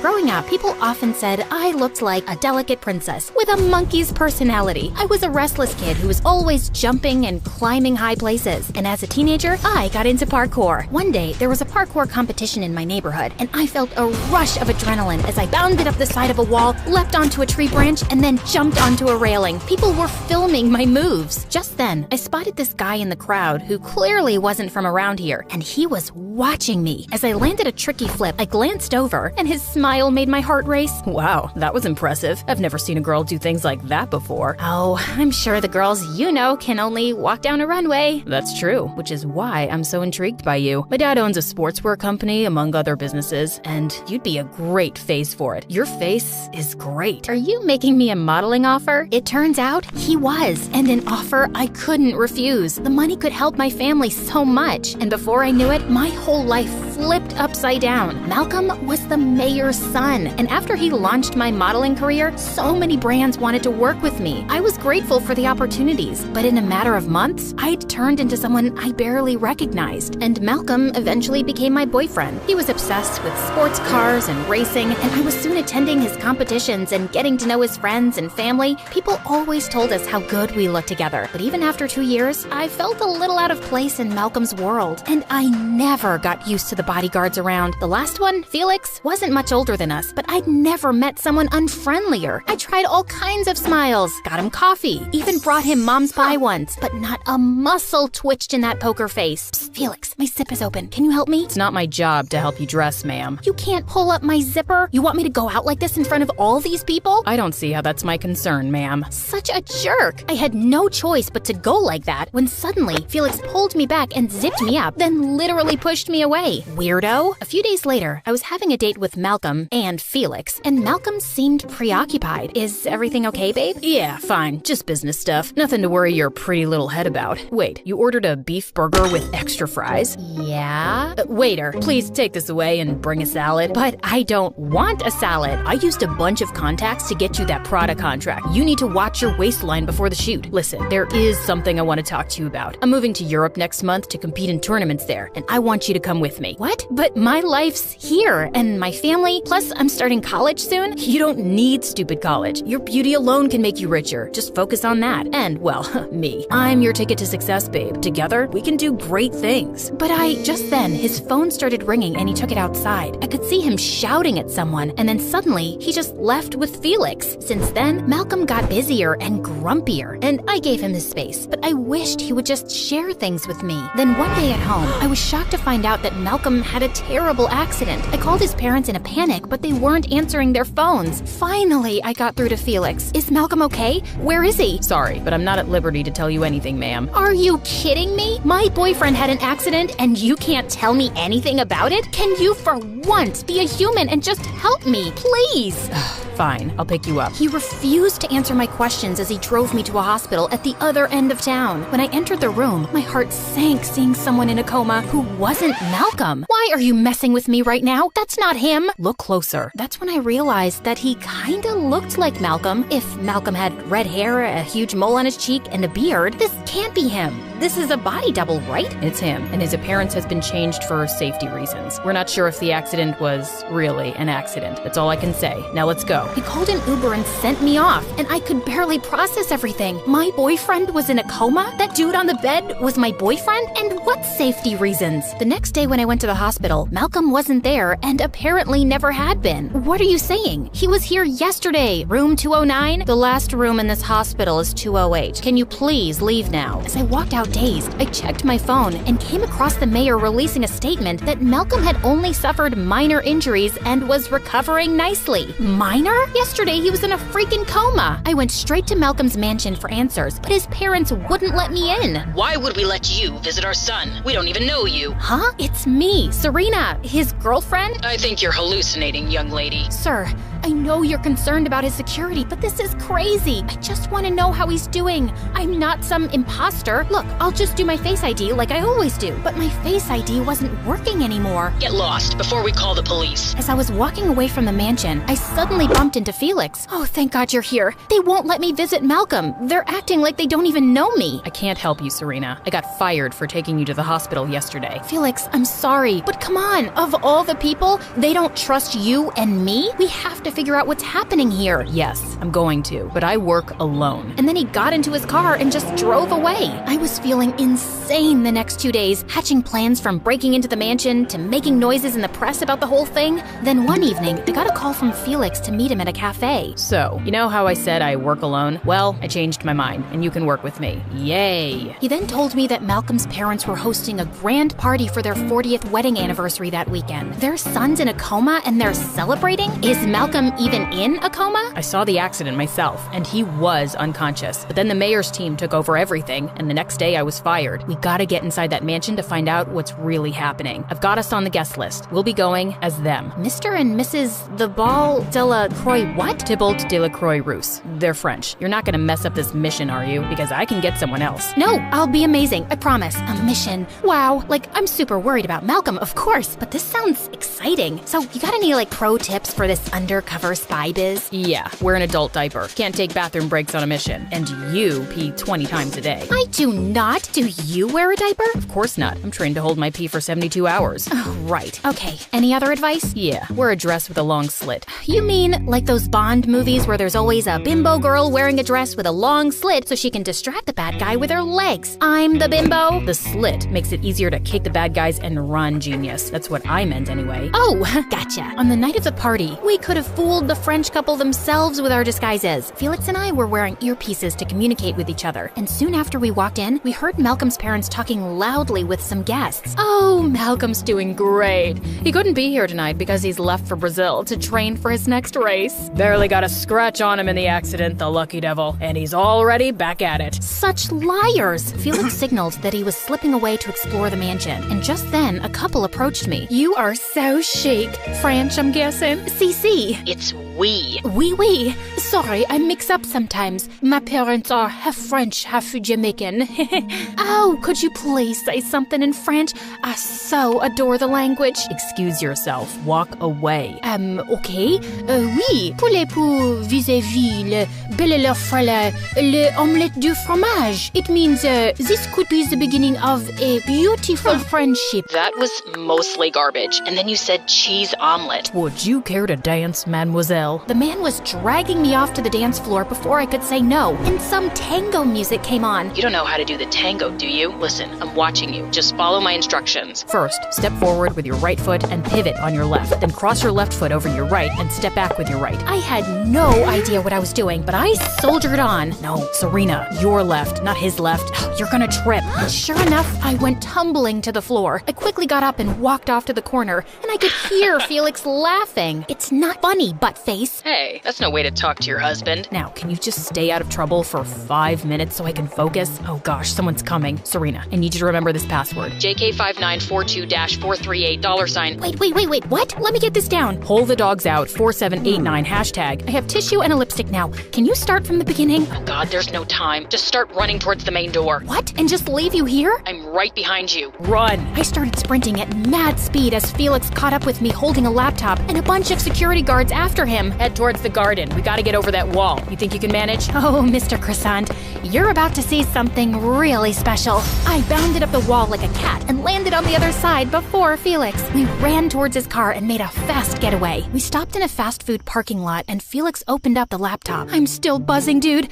I haven't felt so alive in ages. I have to admit, that wall climbing was amazing. I've seen some of your parkour videos, but watching you in person, well, I'm impressed. You've seen my videos? I haven't posted anything in like 2 years. I do a background check on my clients, so yeah, they came up. Okay, I logged into their security system, and see this? It's a view of every room in the mansion, and Malcolm isn't there. They've moved him someplace else. What do we do now? We'll figure something out. For now, you deserve a good meal after your first mission, and you can eat in peace without Malcolm around. Excuse me? You know, he's always telling you what to eat. No, he's not telling me anything. He's just looking out for me. I mean, I am a model, and I owe my career to Malcolm. Okay, so he also wasn't telling you that you have to move to Europe and that you don't need college? Just because you get to eavesdrop on our conversations doesn't mean you get to judge us. I'm just saying, Malcolm's a bit of a jerk with you. You don't owe him anything. It's a relationship, not a business transaction. I don't have to sit around and listen to this. You know nothing. I stormed off and hailed a cab. Before he acted like I didn't exist, and now he suddenly had all these opinions about my life? I'd cooled off a bit by morning, and I really wanted to know what Felix was planning next. Luckily, he texted me soon. I think I know where he is. If you want to join me, be at the airport by 7 p.m. Well, that wasn't an apology exactly, but it would do. I told my parents I had a shoot in another city for a few days. Almost thought you wouldn't make it. Also, Serena. It's okay. I accept your apology. Apology? I haven't even thought about apologizing. I was just saying, why do you have 2 large suitcases? I had to pack summer and winter clothes because I didn't know where we were going. Thanks to your cryptic message. Can't you use your words better? Can't you use your words less or not at all? Ugh, I wasn't gonna talk to this jerk on the flight, even though I wanted to know why he thought Malcolm was in London. But as the plane was taking off, Felix noticed how hard I was clutching the armrest. Miss Parkour's afraid of flying? Yeah, there's nothing to jump at 40,000 feet. God, I think I'm having a panic attack. Anything I can do? Breathe into this paper bag? Yes,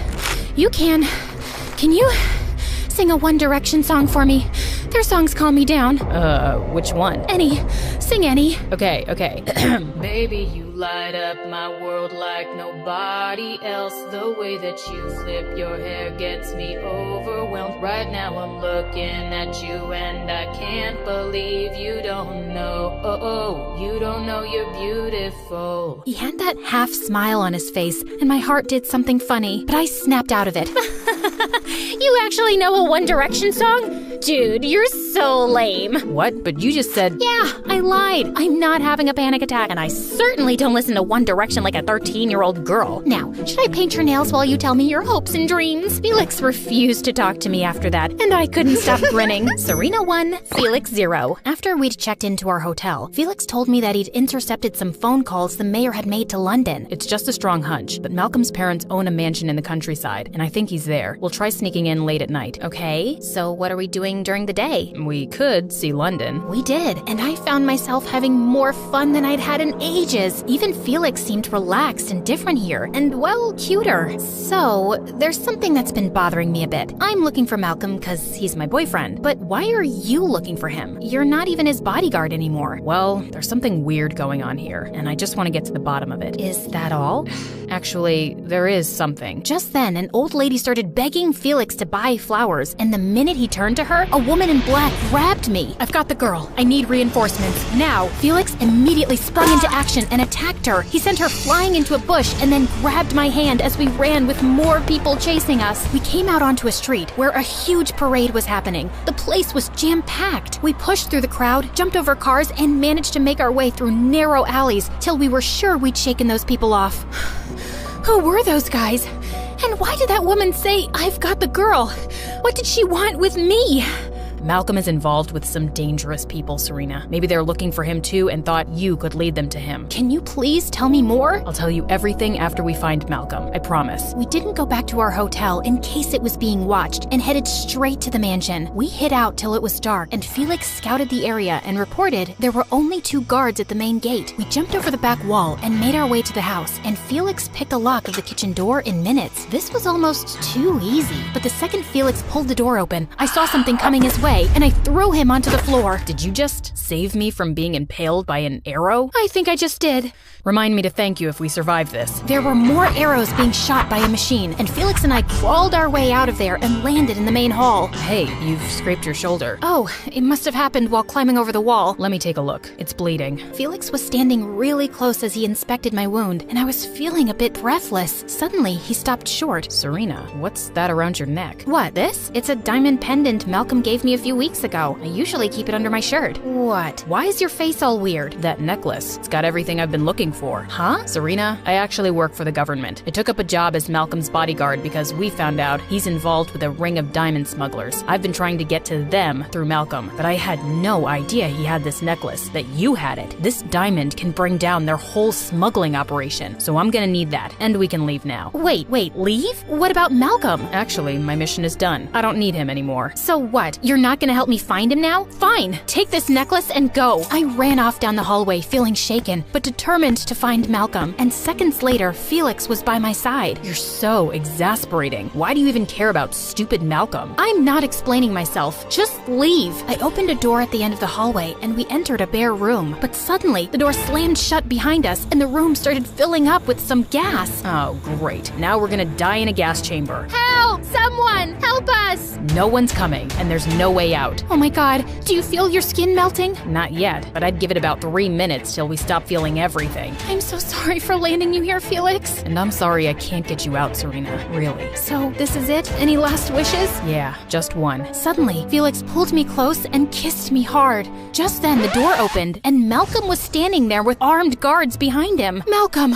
Oh, thank God you're okay. And you just saved us. You weren't gonna die. That's just some harmless smoke to scare intruders. What are you two doing here? Looking for you? Can you please tell me what's been going on? And finally, Malcolm explained everything. A year ago, I got involved with some diamond smugglers. They wanted me to use Dad's connections to make smuggling into the city easier, and they offered a lot of money. I tried doing what they said, but I wasn't successful, and I wanted to back out. And then I had the accident. I did hurt my head, but I was conscious soon and told Dad everything. He got me out of the country to hide me from those people, but I guess they're still after me because I know too much. How come you still have this necklace? Oh, that's just something I picked up from the smuggler's headquarters once. Man, you should have seen the diamonds they have. I'm sure no one noticed me taking this tiny thing. Thanks for the thoughtful present. It's not just a necklace. It has an encrypted microchip that has information about their whole network. We can take them down for good with this. We? Who are you really, dude? Law enforcement. Sorry, I was just acting as your bodyguard. So, what happens to me now? If you cooperate, I'm sure we can be lenient with you. Soon enough, some official-looking cars arrived, and as Malcolm was being escorted out, he suddenly asked to speak to me. I should be out of this mess soon, babe. And then we'll go anywhere. Do anything we want. Except that, with you, I haven't really been doing what I want, Malcolm. I'll always be grateful to you for helping me make my family's lives better, but I can't keep being your girlfriend for that reason. Seriously? You're breaking up with me? I made you. So my looks and talent are worthless? I'm not sure I even want to be a model anymore. I'd rather go to college and take up parkour again. Goodbye, Malcolm, and good luck. Felix told me I'd be escorted back home by a security team who'd keep a watch on me till the operation was over. I need to tie up some loose ends here. You were a good partner, Serena. See you around. Did he just leave me with an arm punch? A few hours later, I was settling into my airplane seat, and I couldn't help feeling deflated. Just then, I heard a voice. Scoot over. I'm here to hold your hand. Felix, what are you doing here? Don't you have loose ends to tie? Yeah, but I felt we needed to talk about some things first. Like the fact that you broke up with Malcolm. Just came to my senses, I guess. We're all wrong for each other. Cool. Sounds good. Anything else you want to talk about? Like that passionate kiss in the gas room? What about it? People do crazy things when they think they're about to die. Well, that's good to know. Also, when they're in love. What? I've liked you since ages, Serena. I hated seeing you with Malcolm, but there wasn't much I could do about it. So, what do you think? Am I right for you? Too soon to tell. Take me out on a proper date and we'll see. What do you think I'm doing here? We're up in the clouds, we've got food. This is a date. Airplane food doesn't feel like a date. It's a date. Doesn't feel like one to me. Let's see what we can do to change that. Ever since I was a kid, I was obsessed with computers. And by the time I was 12, I was writing code, developing software, and even doing some basic hacking. And I was addicted to video games. I thought I was cool, but that was not a popular opinion. By the time I reached high school, I was pretty much used to having a seat at the outcasts table, and things weren't much different at home. I was raised by my single mom, who was my polar opposite. She was a social butterfly who loved throwing lavish parties for her wealthy friends and was always trying to set me up with her sons. A nightmare. Mom, can I go to my room? I ate too many dumplings earlier. I don't feel so good. You're not fooling me, Ellie. See that boy over there? He's single and very rich. Go talk to him. That boy played football at my school, and he was surrounded by some popular girls. And I walked over. Hi, oh God. Save yourselves! Then I threw up all over the boy and the head cheerleader. Of course, I was a laughing stock in school the next day, and I started hiding out in the library. One day, I was playing a game when I got an invite to a virtual treasure hunt with a huge cash prize. The disclaimer read, "Only super smart, hardcore gamers need apply." It was like someone was describing me. I breezed through each challenge, but when I got to the last level, my computer suddenly froze, and then it became lifeless. No! But this was just the beginning of a series of unfortunate events. Soon after my 18th birthday, Mom suddenly fell really sick. The doctors ran a million tests and gave her expensive treatments, but nothing was working. And we had a ton of medical bills we couldn't pay because Mom's credit cards were all overdrawn. We're poor and I'm sick. Find a rich man so you can have a good life. How am I supposed to do that? Boys don't even notice me. We're poor. Find a rich man. A rich man. Find my daughter. What did I say? Daughter, find rich? My man? Find a rich man. And then, my mom slipped into a coma. My life turned around 180 degrees. I had no idea when Mom would be okay. I was drowning in debt, my grades were suffering, and I felt so alone. But then one day, as I was leaving my work shift, a strange man came running to me and shoved a device in my hand, then fled the scene. You've been selected for a top-secret mission. This message will self-destruct in 30 seconds. I read the details fast. I'd make a ton of money and work with computers and security systems all day. Was this for real? My life was at rock bottom anyway. so it was worth finding out. I accepted, and a second before the time ran out, I tossed the device into the air, and it exploded. What in the Mission Impossible? And the next day, I was whisked away in a private jet to a state-of-the-art facility with a dozen computer geeks. All day, we worked on hacking software, computer codes, and sophisticated simulations. We were given board and lodging too, and for the first time, I was with people I had something in common with. A week later, I was busy working at my desk when this guy a few years older than me walked in, and I felt like the Matrix had glitched. Like I was Ellie in a parallel dimension where it was possible for Ellie to fall in love with a boy at first sight. And he was like a young Keanu Reeves, but with spectacles. So hot. I don't remember the part where I floated away from my seat, but suddenly I found myself standing in front of him. Can I help you? Maybe I can help you. I'm very helpful. Help me help you. What? Sorry, ow! I just poked myself in the eye. Let me introduce myself. Hi, I'm Ellie. It's short for Eleanor, or Elena, or Elaine. I extended my hand, and as he shook it, I screamed. What? What happened? Oh, it's not your fault. That was just a very firm handshake, and I have a very low threshold for pain. Like, really. I once fainted when an apple fell from a tree and hit my head. It wasn't even a hard apple. Like, it was rotten and squishy, but he walked away while I was still talking.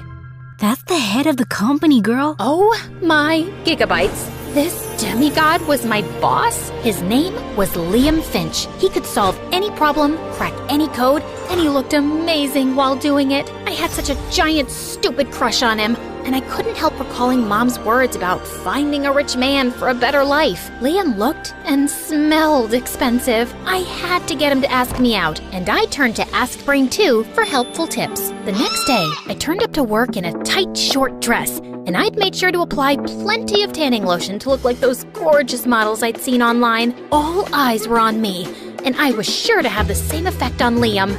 Before we start this meeting, I have to ask Emmy, are you having a reaction to something? Emmy, speak up, whoever you are. The boss is asking you something. Oh, wait, you meant me. It's Ellie. And, no, I'm good. I think you should go to the bathroom. There's some anti-allergy medicine in the first aid kit there. This wasn't the reaction I'd expected, but when I looked at myself in the mirror, I screamed. The tanning lotion had turned so orange, I looked like a radioactive carrot. The next day, I came to work wearing huge fake eyelashes, but those stupid things made my eyes feel heavy and I couldn't stop blinking. Later in the cafeteria, one of my coworkers came up to me as I waited in the lunch line, and he had some ketchup on his upper lip. Hey, Ellie, I saw you in the meeting today. Okay. I saw you too, buddy. But first, you got something right here. Out of nowhere, the guy pulled me close and planted a moist kiss on my lips. I pushed him away and punched him hard. Ellie, what the heck? First you keep winking at me all through the meeting, then you ask me to kiss you, and then you hit me? Excuse me, what? He kicked up a huge fuss to Liam about being assaulted, and then he quit. That was one of our best coders and you've made him leave! Well, he hit me first. He was hitting on me, and it was gross. Are you sure? Why would anyone want to hit on you? Why wouldn't anyone want to do that? But Liam just walked away without replying. A couple of days later, Liam threw a small farewell party for his secretary, Jessica. She was so annoyingly model-like, and I couldn't be happier to see her leave. Hey, Jessie, I'm really sad you're leaving. Want me to help you pack? I'm very helpful. Wait, isn't that a company paperweight? No, it's mine. I brought it from home. I'm pretty sure it belongs to the office. But hey, it's just a paperweight. Are you calling me a thief? Why don't I just take that from you? We won't mention this to anyone. Give it back to me, you witch! It's not yours, Jessie! You're robbing the boss blind! As we both pulled at the paperweight, I suddenly lost my balance and let go, and it went flying straight into Jessica's perfect fake nose. Emmy, what's the matter with you? Do you think I care if my secretary takes a useless paperweight from the office? I was just trying to do the right thing, sir. The right thing would be to stop injuring my employees. The next morning, I gave myself a pep talk in the staff room before work. Okay, the last few days have been bad, Ellie. But today's a new day to show everyone what a cool, brilliant chick you are. You got this, girl. Now show yourself some self-love. I kissed my reflection, but when I opened my eyes, I was horrified to see Liam standing behind me. Can you please keep things professional and practice your makeout skills in private? Which, I might add, need a substantial amount of work. Jeez. What? No, that's not what it was. Oh, God. This was almost as bad as the day Mom went into a coma. The next day, while I was busy coding, I couldn't help thinking about my makeout skills. I turned to my trusty advisor, Google, but when I opened up the first link, some kind of virus popped up on everyone's screens. Your system is under attack and will be immediately destroyed. Goodbye. And then every screen went blank. There was a wave of shocked silence across the room. Who the heck opened an insecure link? I felt about as small as an ant. I am so sorry, Liam. It was a small error of judgment. Small error? Your small error may have catastrophic consequences for our national security. Sorry, what? I thought this was a private security company. I recruited people I believed I could train to be the very best. Because every code we write and every firewall we construct has massive importance. But you've caused a major breach. And now I have to fix your mess. And I was clearly wrong about you. You don't belong here. Pack your things. You're going home tomorrow morning. And it's not Liam. It's Mr. Finch. I felt like I'd been punched in the stomach. This place was the most at home I'd ever felt, and I'd really screwed things up. The next morning, I was going to the office to turn in my employee card. When I stopped short, the building had been sealed and was surrounded by police officers, and my coworkers were being arrested. I slipped away quickly, my heart racing. What the heck was going on? The only thing I could think of was finding Liam. If he hadn't been arrested already too. I made my way to his place and rang the buzzer a few times, but no one answered. Then I overrode the code of the security lock and the door clicked open. I'd just taken a few steps in when someone leapt at me and pushed me to the ground. And I found Liam on top of me with a chopstick. Emmy, how did you get in? And why do you know where I live? It's a top secret location. We sell that lock at the store where I worked at before, so I'm very familiar with the software. And I, hacked your smartwatch to track your whereabouts a few weeks ago. Just for fun, I swear. See, smartwatches aren't actually that smart. They should be kind of called dumb watches. Also, were you gonna poke my eye out with a chopstick? Get up. Why are you even here? Because I went to the office and everyone was getting arrested. Well, it's all your fault. What? Since our security systems were down after you downloaded that virus, something invaluable was stolen from us last night. And now, we're all in big trouble, and I have to go into hiding. You're leaving? Will I ever see you again? Unlikely. You've ruined everything. Just go home.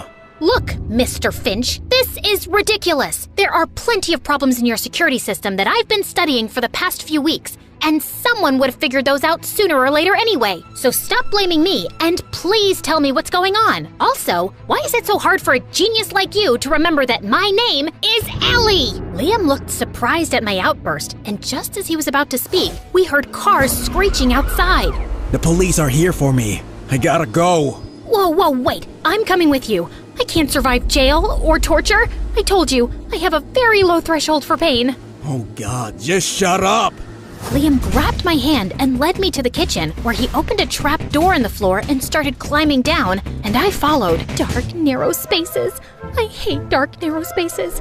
I'll die if a mouse jumps on me. We ran through an underground passageway, climbed up another ladder and out of a gutter hole and onto a main street several blocks away. Liam dashed towards a car and we jumped in, but just as we were driving off, several police cars came to a stop in front of us. Wow, we managed to escape for all of 2 minutes.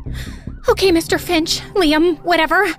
If I never see you again, I just want to say that you're the most beautiful... Suddenly, Liam hit the pedal hard and started driving in reverse like a maniac. Oh my God, what are you doing? I'm too young to die. I've spent all my life behind computer screens. I haven't seen the world. I've never even been on a beach. You know what? I'll go to jail. You can drop me off anywhere convenient. Liam took a sharp turn into a street, avoiding a truck by half an inch. He turned the car around 180 degrees and started driving even faster. I saw 2 black cars hot on her tail. Emmy, I need you to get a freaking grip and tell me the coordinates of the city's main bridge. We're gonna be jumping off of it. You can swim, right? Of course I can't swim! I'm terrified of water! That's why I've never been to a beach! We're not jumping off any bridge, you psycho! Can you please do what I'm saying and just trust me? There's a life jacket under the seat. Strap that on and find me the bridge. Now! With shaking fingers, I located the bridge and fed the coordinates into the car's GPS. Undo your seatbelt, and when I say go, open the car door. Your seat will automatically eject, and you'll land in the water. Don't panic. You're wearing a life vest, and I'll get to you quickly. You ready? I've never been less ready for anything in my life. Okay then, go! Liam swerved the car off the bridge and into the air. My seat ejected immediately and I landed head first into the water. Before I could panic completely, Liam swam over to me swiftly, grabbed me by the waist, and pulled me onto the shore. We ran down some docks where Liam found an unlocked car and we sped away in it. I was too shocked to even speak anymore. Liam drove us out of the city to some abandoned warehouse where we were let in by an elegant older woman. Hello, Agent Skywalker. I was expecting you to be alone. So was I. Agatha, trust me, this wasn't part of the plan. All right, I've had enough. Can you tell me what's going on, Agent Skywalker? Liam finally told me that he was a CIA agent who had been assigned the task of recruiting a special security team to protect the government databases and national secrets. But there's another CIA agent who has gone rogue, and yesterday, she broke into our facility and stole the key to a new weapon the government's developing. And she's framed me for the theft. Now everyone thinks I'm a traitor. Luckily, the key's heavily encrypted, but someone will break the code soon, and I have to get it back before they do. It's the only way to clear my name. That's why I couldn't let myself get arrested. And Agatha here's an old friend. She's the only one I can trust right now. So, what's the next plan of action? I have a fairly good idea where the rogue agent took that key, so I'm going there, and you will stay here. Look, I can hardly believe I'm saying this after the horrible day I've had, but I think you should take me with you. I'm a really good coder and hacker, and I can help. I'm very helpful, actually. I just haven't had a chance to... Okay then, let's go. What, now? I thought you'd offer me some food first, and I wouldn't mind a nap. Now! Wait, Agent Skywalker, aren't you forgetting something? What? You know, the thing.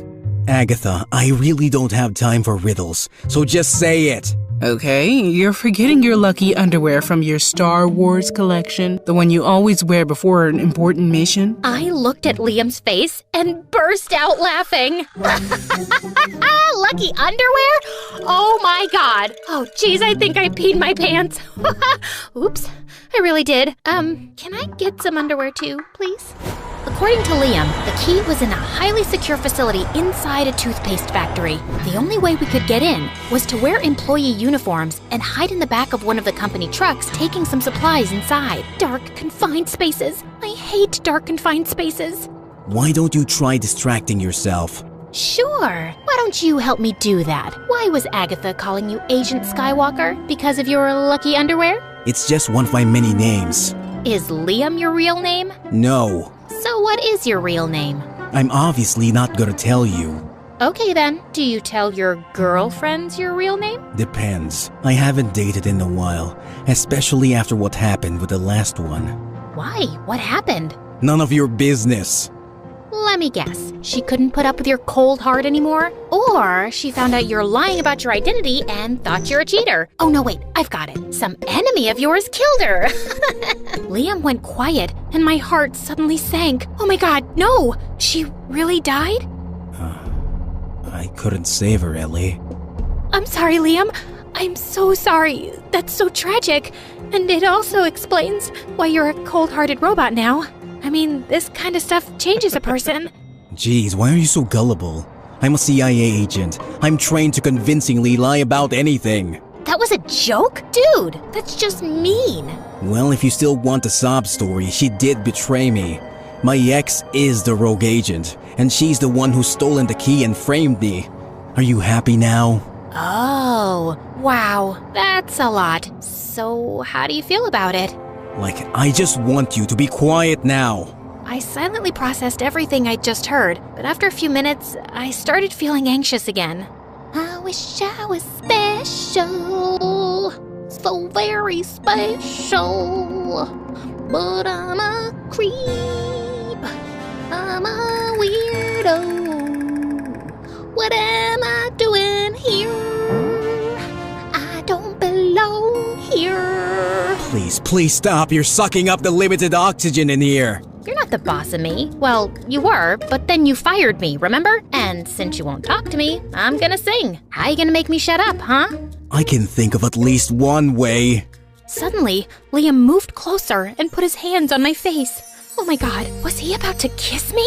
Just then, the truck jolted to a halt and Liam pushed me away. Rude! We quietly slipped out and made our way to the entrance. We scanned the fake IDs Agatha had given us and we were inside the building. Liam had the building's blueprints and he led the way to the surveillance room. We peeked inside to see a security guard observing the screens and Liam quietly crept up to him. Just then, my nose started itching like crazy and I tried desperately not to sneeze. The guard turned around and Liam punched him hard in the face, then stabbed him with a tranquilizer. Why do you look like you're gonna be sick? I've only put him to sleep. Oh, I know. I'm just terrified of needles. I think I told you, I have... Yeah, a very low threshold for pain, I remember. Okay, we gotta check all the rooms in this place. There's gotta be a team working hard to decode that key. We scanned all the screens, but it seemed like there was hardly anyone in the building. Just then, I spotted an empty room with only a glass case in the center. Liam, do you think the key's in that vault? Yeah, it looks like it. Listen, Ellie, I need you to hack into their system and find out whatever you can about the security measures in that vault. I'm gonna be by the door to keep an eye out. You got it. I was totally lost in my work when suddenly my eyes flitted to one of the screens. Liam, what did you say your ex-girlfriend looked like? I don't think I said anything. Would you say she's a skinny supermodel type with lovely blonde hair, a perfect jawline, and very, very long legs? Yeah? Why? Well, if we don't scram out of here in the next 3 minutes, I think you're about to be reunited with your ex. She's coming this way. Liam grabbed my hand and we ran out and down the corridor like crazy. Suddenly, security alarms started blaring all over the building. I guess she found the unconscious guard in the surveillance room. Ellie, why have you stopped running? I'm so out of breath. I'm a computer person. On my butt all day. Not used to running. Suddenly, Liam swept me up like a sack of potatoes, flung me over his shoulder, and started running again. All the entrances were being sealed, and Liam managed to get through the last one seconds before it slammed shut. We went rolling onto the ground, then got up quickly and sprinted as some guards chased us. As soon as we got outside the gates, a car screeched to a stop in front of us. Get in! Hurry! Yet another narrow escape. Was the mission successful? Far from it. We didn't manage to get the information we needed to break into the vault where the key's being kept. What are you talking about? I downloaded every single piece of information on their system in this flash drive. This one. No, wait. Not this one either. It's the neon green one. It's my favorite. Aha! There you go. What? Oh my god, Ellie. You're amazing. He pulled me into a hug, and I was so startled that I didn't even hug him back. I wanted to kick myself for this wasted opportunity. And when we got back to the safe house, I crashed onto my bed like a malfunctioned hard drive. I was exhausted, but I kept having nightmares, and at some point, I woke up in a cold sweat. Just then, I screamed to see a dark shadow hovering over me, and I punched it hard. Ow! Liam, what are you doing here? You were shouting in your sleep. I was just checking on you. Aw, you came to see if I was okay? Well, that's too much to hope for. I already know you're unhinged. Jeez, I think you've broken my nose. What, with these jelly arms? Come on, don't be a baby. A baby could punch harder than me. I'm not being a baby. Ugh. Since you're finally up, let me show you what we found from that information you got. Agatha and Liam then proceeded to tell me that we didn't need to break into the vault. Apparently, they discovered a foreign delegation was visiting the embassy in 2 days for a big event, and the stolen key would be exchanged there. The rogue agent, Princess Leia, will be disguised as a journalist. She will be secretly handing it over to this undercover foreign. Whoa, hold on. Your ex-girlfriend's code name is Princess Leia? Oh, now I get why you're Agent Skywalker. That's really cheesy. Can you focus on what's actually important? Leia might recognize you, Liam, even in disguise. I can get you in the building as the kitchen staff. But we need to send someone else in as a guest, preferably a pretty harmless-looking girl who can get close enough to the arms dealer to find out when the exchange is happening. I'm not sure I can. Wait, Ellie, you're a girl. Gee, thanks for finally noticing. She's not a trained agent. It's too dangerous. Yeah, man, stop putting me in danger. You'll just be like any other guest at the event, and I'll be close by and constantly in touch with you. Please, Ellie. This is my last chance before the key leaves the country. Okay, fine. You can act like a cute, flirty girl, right? I'm used to my mother throwing me at rich guys, so yeah, I have some practice. You should be prepared for anything. You know, once I was working the field, I had to kiss a mafia boss to distract him. It brought down his whole operation. She's not very good in that department, Agatha. I've seen her practicing in a mirror. That's not what I was doing. Look, I'm a pretty good kisser, okay? Well, it's an important skill any undercover agent should have. So, prove it. Prove it? How? You could just kiss me. Duh. What, like right now? Is that really necessary? Maybe she just finds you ugly, Agent Skywalker. I didn't say that. I mean, who would find him ugly? He's very good looking. That's just a fact. Like, I'm sure even a lesbian would find him attractive. Then it's just your bad kissing skills stopping you, I guess. Let's hope you don't need to use them. You know what, man? Just shut up. I suddenly grabbed Liam and kissed him hard. He kissed me back, and my brain exploded with fireworks. Well, that was not half bad. It was good. Great, even. Yeah, she'll be fine. I'm gonna get some more coffee. I'm proud of you, kid. 2 days later, as I was getting ready for the event, I felt sick with anxiety. Just then, someone knocked gently, and Liam walked in. Wow, you clean up nice. I mean, your dress is pretty. I think I'm gonna barf all over it soon. Don't be so nervous. I won't let anything happen to you. Here's your earpiece. It has a tracker in there. I'm just not cut out for this, Liam. I'm not so sure about that. Do you know anything about your dad, Ellie? My dad? No, I don't. He left when I was just a few months old. Yeah, because he was an undercover CIA agent too. What? Your dad was one of the best agents in the field, and he was brilliant with computers. He's not around anymore, but he served his country well. And finding you wasn't just a coincidence. We've been keeping an eye on you, and you proved you have his skills when you crossed every level on that treasure hunt game we sent you. So maybe you are meant for all this. It's in your blood. You've met my dad? Yeah, once. You have his eyes too. He tucked my hair behind my ear and gave me a warm smile, and my heart nearly fell out of my chest. Just then, Agatha walked in, saying the car was ready. At the event, I was looking everywhere for the arms dealer, and I finally spotted him. Just then, a tall, dark girl with glasses approached him and whispered something in his ear, and they both started walking out of the hall. Princess Leia is on the move. I think the exchange is happening now. Follow them to see where they're going. I'll come after you. I rushed out of the hall and saw them going down a corridor. They walked to the end of it and entered the room on the left. I inched closer, and as I tried peeking through the door, I suddenly lost my balance and fell inside. And all eyes turned to me. Oh, I'm so sorry. I thought this was the bathroom. Sorry. You can continue with whatever you were doing. Not so fast, girl.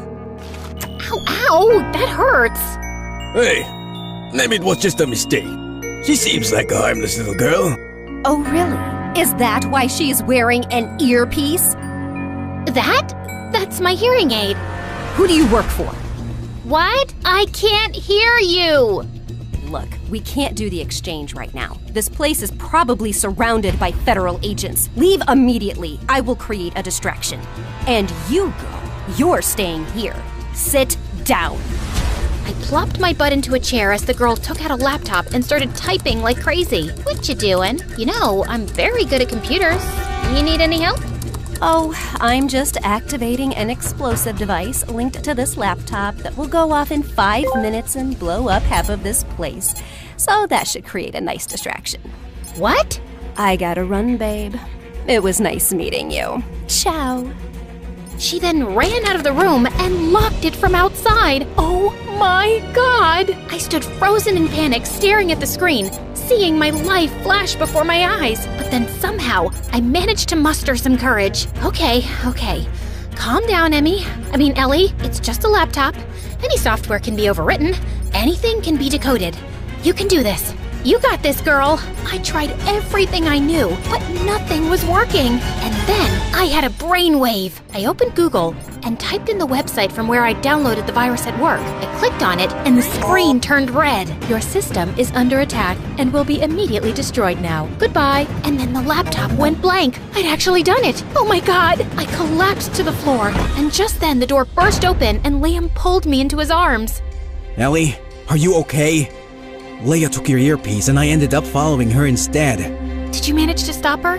Did you get the key? Yeah, I did. Agatha hadn't told me before, but she'd call in the other agents to help. And I'm really glad. We needed it. Leia's under arrest, and so's the arms dealer. That's amazing! And Liam, did you know that I just defused a very large explosive device and saved many lives? You did what? The federal agents evacuated the embassy and scanned the entire building and found the device that had been linked to the laptop. You're a hero, Ellie. Seriously. You're the smartest girl I've ever met. I'm hiring you back immediately. We can train you to be a field agent. That's very kind of you, but I'd actually like to go home. Earlier today, I got a message from the hospital that my mom's out of her coma. She's been asking for me. Oh wow, that's great news. But you can come back once she's better, right? You know what? I don't think so. Yeah, my dad was an agent, but I'm not meant for this life of high stress, crippling anxiety, and close calls. I'm just an ordinary nerd who's happy behind a computer screen. Okay, no field agent, just a desk job then. Ellie, I'm trying to say something here. I would personally like you to stick around. Maybe we can even go out for dinner sometimes. I owe you a decent meal. Look, Liam, it's not exactly a secret that I've had a giant crush on you since we met. But the truth is, I don't have a crush on the real you because I don't know the real you, and I probably never will. I mean, what's your real name? Liam just looked at me silently. Yeah, I thought so. But I get it. You're meant for this life, and it suits you. But it's not for me. Just one thing. Can I take this dress with me? It's all yours.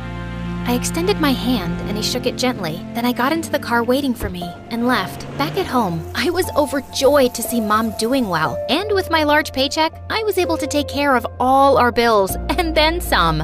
Oh my daughter, we're rich! Did you find Rich Man? No, Mom. I worked very hard for this money. And I'm in charge of the finances now. But to celebrate Mom's recovery, I decided to throw her one lavish party with all her friends at Christmas. And I was trying not to zone out of a very boring conversation with some rich, dumb jock when suddenly the doorbell rang. Liam, what are you doing here? It's Norman. Huh? What's Norman? My real name! Oh, Norman! Ouch, that's not a cool name, dude. I know that. Listen, Ellie, I miss you, okay? You're crazy and you talk a lot, and you're an awful singer. There's never a dull moment with you around, because you're also smart and beautiful and adorable. And I tried to keep a cold front because I didn't want to get too close. But despite my best efforts, I can't stop thinking about you. You're anything but ordinary. So yeah, my real name's Norman, and I'm willing to tell you more if you agree to go out with me. I'm not even your type. Evil Longlegs Barbie is your type. Not anymore. Geeky Jelly Arms computer nerd is my type now. And then he pulled me into a kiss.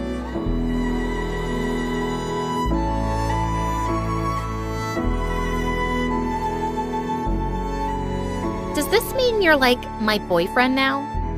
I like the sound of that. Can I tell my mom you're rich? I am rich. Like, really rich. Perfect. Mom, I found a rich man.